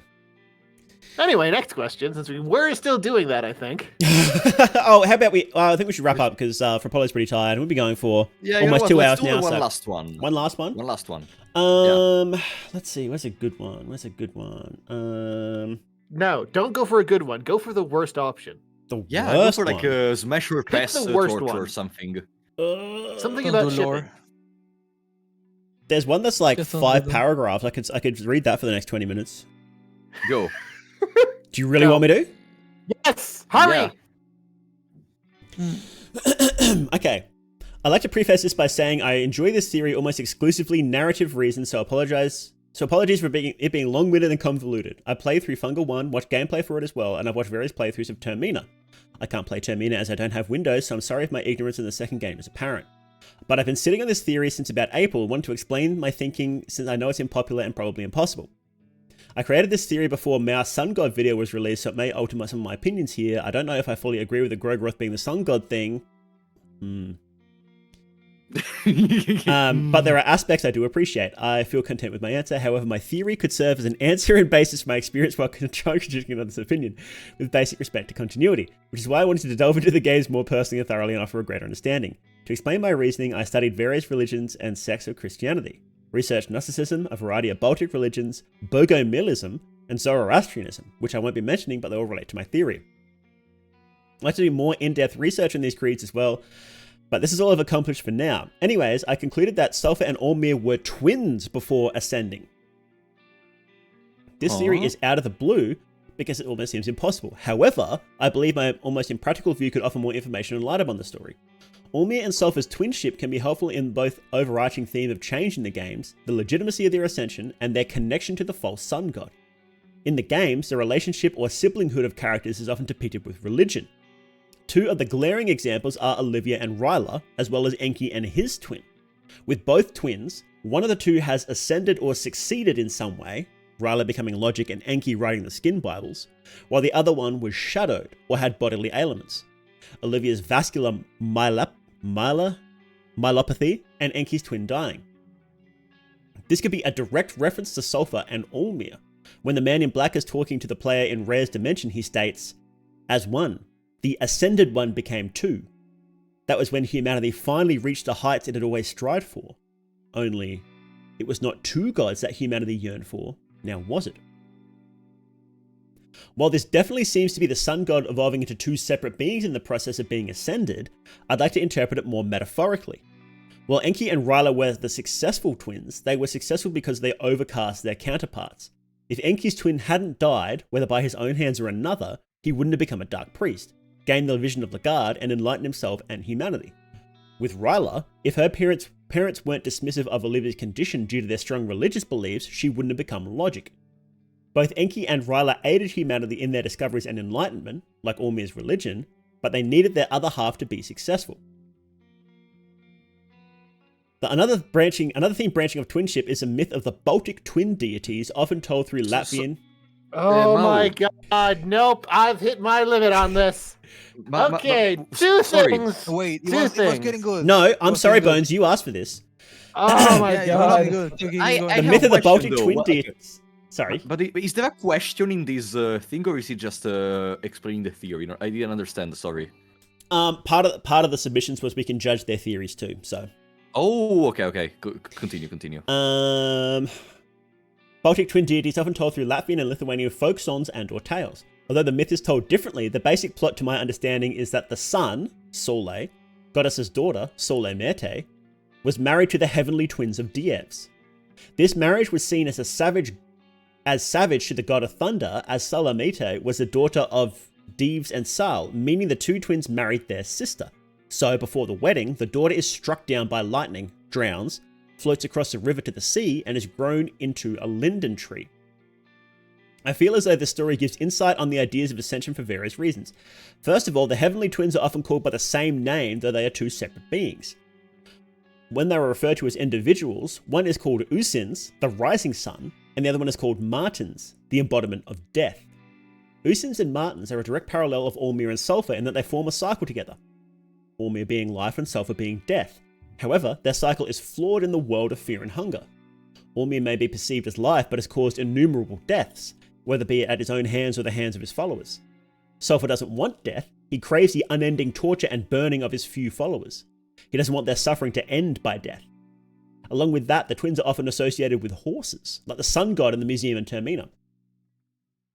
They are known for their skilled horsemanship, and although this seems like a stretch, horsemen tame horses, like how the ascension of Allmere tamed or perfected the sun god.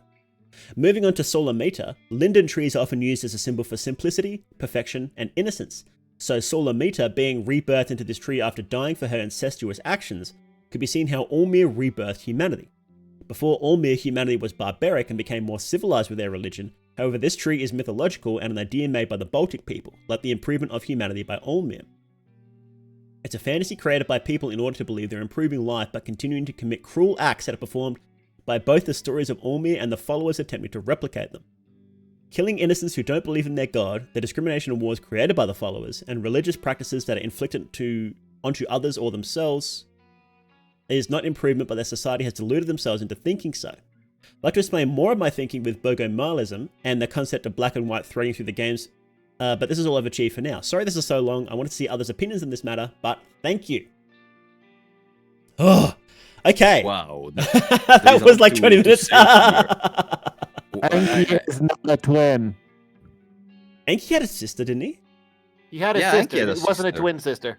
Oh, okay. They weren't twin sisters. Oh, in that sense. Yeah. Um, I mean, And as for the second thing that I really need to say about this, anyone who lists off a bunch of things to sound impressive, like, oh yes, I've studied X, Y, Z, yada, yada, yada, is doing so to compensate for the fact that they don't have any real belief in what they're saying or nothing to back it up. And Oh, are there you almost go. always doing that to try to intimidate the other person into conceding. wait, sorry, can you repeat what you said? Sorry. Someone who lists a bunch of credentials like, oh yes, I've studied X, Y, and Z before getting to their point, is using that to compensate for a weak point. Are you sure? Like, Yes. not always. Yes. I wouldn't. Always. so here's your charisma People class who- for the day. Just get straight to your point is basically what Bones is saying. Get straight to your point and have it be strong. Otherwise, it's obvious to anyone who knows how to work with people that you're bullshitting. By the way, Jones, I wanted to tell you something. Not to go against you, but I opened the Fear and Hunger intro of Enki, and apparently the sister is a twin sister. Oh. Really? Thought it wasn't. There is it says this trait started to show itself at a very young age, as you were chosen to become a dark priest upon the birth of you and your twin sister. Okay. Guess I was wrong on that and missed that one word. Bones, get off the lorecast. I'm joking. I'm Don't go. not a warhead. Understandable. Saying that But- against Bones can get you in trouble. But still, I don't think that if someone mentions that they actually know stuff about what they're talking about, it means their point is automatically stupid. Like, I don't agree with this. I don't Like, think it's automatically think stupid, but it does betray that they're not as confident in their point as it could be. If it's like, if I'm like saying like, oh, we're talking about how good this bridge is, right? And I list for like 10 minutes, oh, I studied here, I studied this thing, I designed this, I did that, so of course I know what I'm talking about. But the point should be able to stand on its own, is what Bones is saying. If a point is good, it doesn't matter what you've done before. Like, it doesn't matter what your credentials are if you're making a good point. Yeah, but there is also a difference. Like, let's take for example a movie.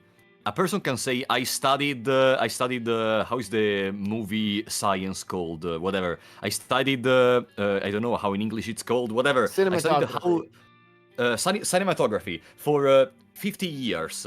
I don't think if someone says this, it means that their point about possible judgment of a movie is stupid. I think, on the other hand, if someone says that, it means, wait, actually, maybe this person knows what they're telling us.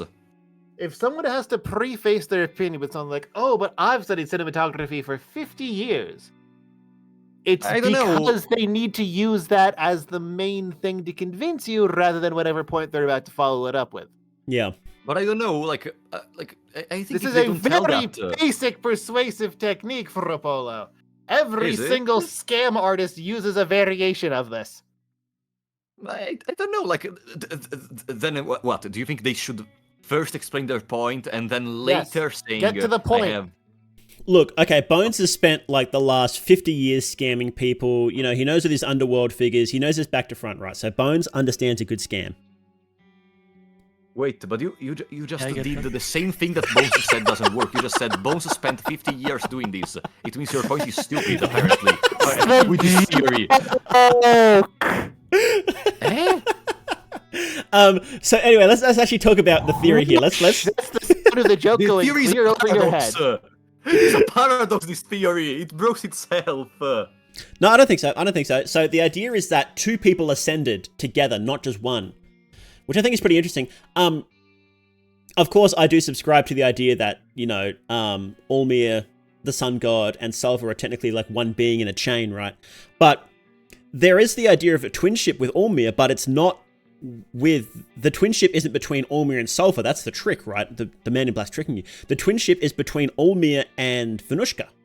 They're the twins. And you can see that directly in Ryla and Olivia. Olivia's got all the plant stuff. She's got the shadowed soul. You know, one twin being shadowed it's Olivia, right? But then you've got Ryla, who's got the radiant soul, which is the sun god. So it's there is that really strong idea of twinship there, definitely. But I don't think I don't know. It's an interesting idea that two people ascended as one, and I would love to see that. If that is the case, I'd love to see that developed a bit more, but I don't think I think there's more evidence to suggest that Venushka is the god that's twinned with Allmir rather than, you know, Sulfur and Allmir being concurrent gods. People think it is, and people dunk on me for that, but they're wrong. They're wrong. Allmir and Sulfur are the same god, bros. This is fact. It's a fact. Hard fact. They're the same god. It's a headcanon fact. Yeah, exactly. I don't know. I don't have a very strong opinion about the Allmir and Sulfur being the same one thing. I gotta be honest, my lore department in the second game is very low. Like literally, in the second game, I just know the basic stuff, like, you know, oh yeah, the backstories of the characters. Oh yeah, there is a Percolate, there is a Pocket Cat, that kind of stuff. I don't know much else, honestly. Like, even after doing all the lore stream with Worm Girl, like, I remember what she said, but I still didn't develop my own judgment on the lore of the second game. I think a lot of the really, really crazy theories hadn't been developed then anyway. Like the really deep stuff. It's taken a very long time for some of these theories to get developed.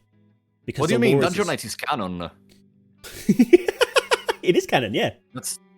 Yeah, it is. And you know, like that isn't even the craziest theory I came up to. Like there is another theory I'm working on right now, but I'm not gonna say anything else. Just a little bit of suspense. Ooh, it's exciting. One thing I hope that doesn't happen is, and you know, I do give Miro a bit more credit for this because it does seem like he's planned out a lot of this deep lore stuff. So I don't think he'll change it on a whim. But when you look at like game theory and Five Nights at Freddy's. Scott Cawthorne literally changed some of the lore in direct response to Matt Pat figuring stuff out too soon.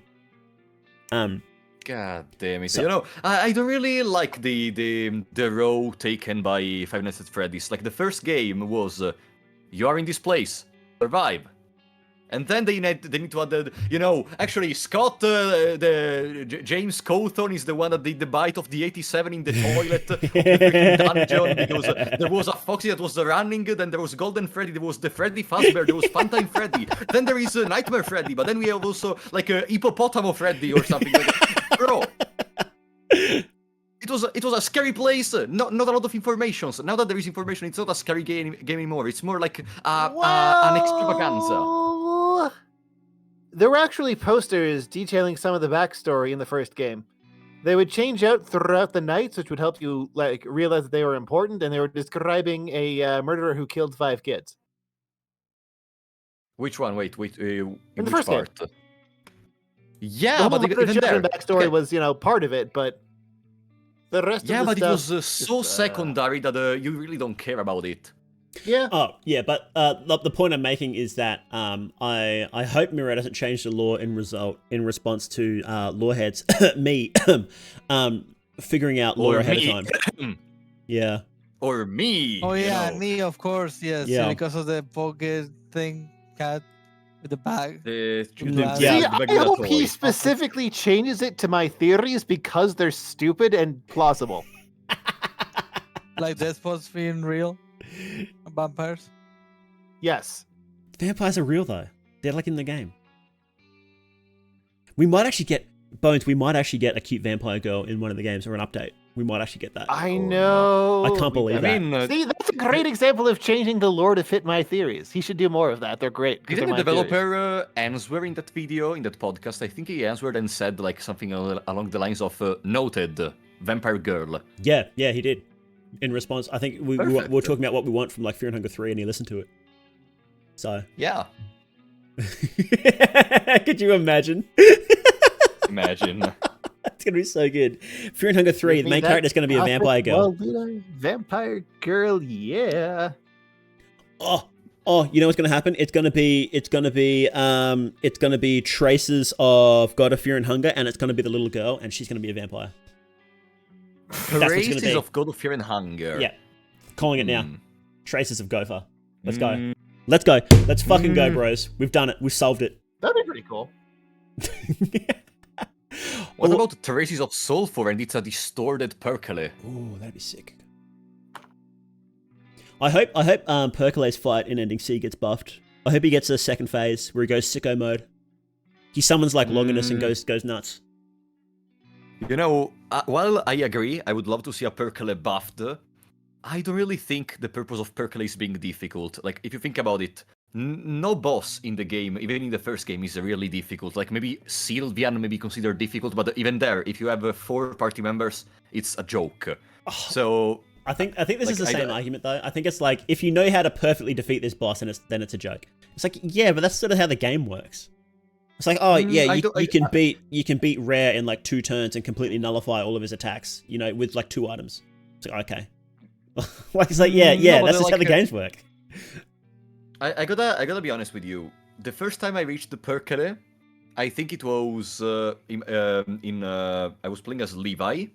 Yeah, I was playing a definite. No, it wasn't Levi. It was Osa. Yeah, Osa. And I was able to, if I remember correctly, finish the fight without problems. Even in blind, I had like 3 people in my party, and that's it. If you have multiple party members and you have some base idea of, you know, let's manage our healing, let's create a tank, etc. There is no really problem with multiple party members. I think Mirror should add more fights like the Heartless one, where they limit the amount of party members you can use. Yeah. You can't bring ghouls into that one, can you? In the one with the Heartless one? Yeah. I think you cannot. Can you confirm me, Raccoon? I know you can summon. Sorry, can you say it again? You can summon Blood Golem for sure. Can you bring ghouls in the battle against the Heartless one? Yes, you can. Oh, there you go. Oh, you can. Oh, god damn it. Well, then it's the same as Okay, Perkele, then, isn't it? let me rephrase that. I think Mirror should do more fight in which you cannot bring more party members. Easy. Mirror should do more fights where you don't have the main character. Imagine, so you cannot guard the coin flip attacks. Yes. How about just more attacks like Platoon, where if you guard it, you still take damage? No, Yeah, Mirror should you do still something like the didn't Heartless change. one fight, where you lose all of the party members that you can control. I wonder if I could do ghouls only against the Heartless one. You gave me You an definitely interesting can. idea. You definitely can. It's not difficult. How would you do it, Frapolo? Like auto charge, obviously. Take some Maybe. goals, put on them some stuff, maybe some regen. You are gonna focus on the healing. Easy. Okay, how about no skills? You're not allowed to use any skills. No, I don't Skills, think I okay. can do no Think on skills. big No. farming 90 Because- light blue vials. You cannot black smoke. Yeah, the goals are just gonna deal damage. You need to I think you need to pheromone and actually buy like maybe 20 I don't know. No of skills. the No skills. magic resist skills. ones. No, it's skills. not possible with skills. It's not possible. Without You need skills, it's not pheromones. possible. You know what else You need wasn't possible? You pheromones. know what else No, you wasn't can't. possible? Was Olivia no wheelchair massive mode. No, That's I what knew that was impossible. possible. I knew that was possible. When are you going What to do you- challenge? what do don't you- you? why- In Massive Mode felt Heartless- impossible. Wait a second, Raccoon. Why Heartless one, no skills, is impossible? It's not that it's impossible. It's that ghouls are gonna be impossible to survive with no skills. Why? You can just heal them with items. You need pheromones on a single ghoul. You need to give that ghoul the talisman, purifying talisman, so they can survive. Whoever doesn't have a purifying talisman dies. What do you Pretty mean much. dies? Then give them more will purifying die. talisman. The Heartless one doesn't deal that much damage. You can Well- buy purifying talisman. You can get enough. Frapolo, Yeah. how many times you played Termina? Holy fuck shit. I have around 250 hours in Termina.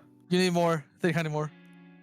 Bro, I fought the Heartless one like 4 times at this point. What do you mean? Oh my god. How are you you know saying the what? Heartless one is fast? This sounds like actually Coke gonna do Ghosts Raccoon. only for Apollo. I can watch you. Like I'll be there if you No, do but Ghosts only. I am genuinely Revenue. curious. I hope this doesn't seem an attack because I don't want to be arrogant. I know you No. have more time than me in Termina. That's why I'm curious. Why? Which attacks? Why a goal dies if you don't pheromone someone with the talisman? So talisman lowers the damage that there's Yeah. this move that like has like this yellow thing that lands on you. I forgot the name. Yeah, I remember it's that like, one. Yeah, it's like beam Like of light or something. 60 Isn't it? damage. yeah, 60 forget damage is exactly. manageable. Well, with the purified element, it's better. And you need to give that ghoul evasion, otherwise they die. They cannot guard, so they have to survive as much as they can. So then you just take Why Master evasion? Chef. Because they're the only damage that you have the whole fight. It's ghouls only, Rapolo. They Yeah, have but to why survive evasion? because You can they just use Light Blue Vials on them. They will not survive. A Light Blue Vial heals for more than 60. So you have that attack that does 60 damage. Then you have the 2 strikes that can probably be reflected by Nasra. Then you have the mega super ultimate attack that does physical damage, followed by a flower that lowers the agility, which will make it so that the hardest one will have an extra turn as you're going through the fight, while having the chance of the ghoul to target a limb that doesn't do anything. So it's gonna Alright, be guys, an interesting fight of like 2 hours, I would say. you need your Alright, 3. then. You can get 3 Heartless Hearts, hardened hearts. So there you Listen, You can get Apollo 3, yes. it's you can gonna get do. 3, yes. It's gonna go in the Frap Cavern. I am gonna do this fight right now. See ya, guys. Thank you for having me on the podcast. We'll wrap up. We'll wrap Alright, up. I will wait for it. Thank you guys very much He for didn't coming say in. shit. He lived. What? He it's didn't it's get like sacrificed. Come here. it's like 1 a.m. for him. God damn it. He's a busy boy. Yeah, so thank you guys for coming in. We still have more questions. How are we not getting through this? They keep I piling think up. it might have something to do with like taking 20 minutes to argue about stupid shit in between every question. It's what the people Maybe. want, though, Bones. It's what the people want. I Yeah, hope. the people don't want us to get through this. They want us to do this forever. Yeah, that's fine. Endless content, right? So the form to submit more questions will be in the description. Put them in the description as well if there's more stuff you want us to talk about. Anything you guys want to announce before we wrap up? Not really. No? I am finally back to making new videos. That's probably worth announcing. Yeah. Bones has got Nice. some new videos coming out. His all of our channels are in the description, but go check out Bones in particular. Oh shit! Should I talk about the thing that I did, or is it no? Yeah, 5 seconds. Go. Shouldn't do it. Okay, I did a podcast. 5, Sorry, 4, I made 3, a podcast as well. 2, That's it. Jones, you said it. Jones, Yeah. say fuck blast off! Raccoon's got his own podcast, and that's on your channel, right? Yeah, it's in my channel. Yep. So make sure to go In the check that out. podcast session. Yeah. Oh, go check out my latest video too. I have my latest video was an absolute banger, and not enough of you watched it. So go check it out. I have a Patreon too.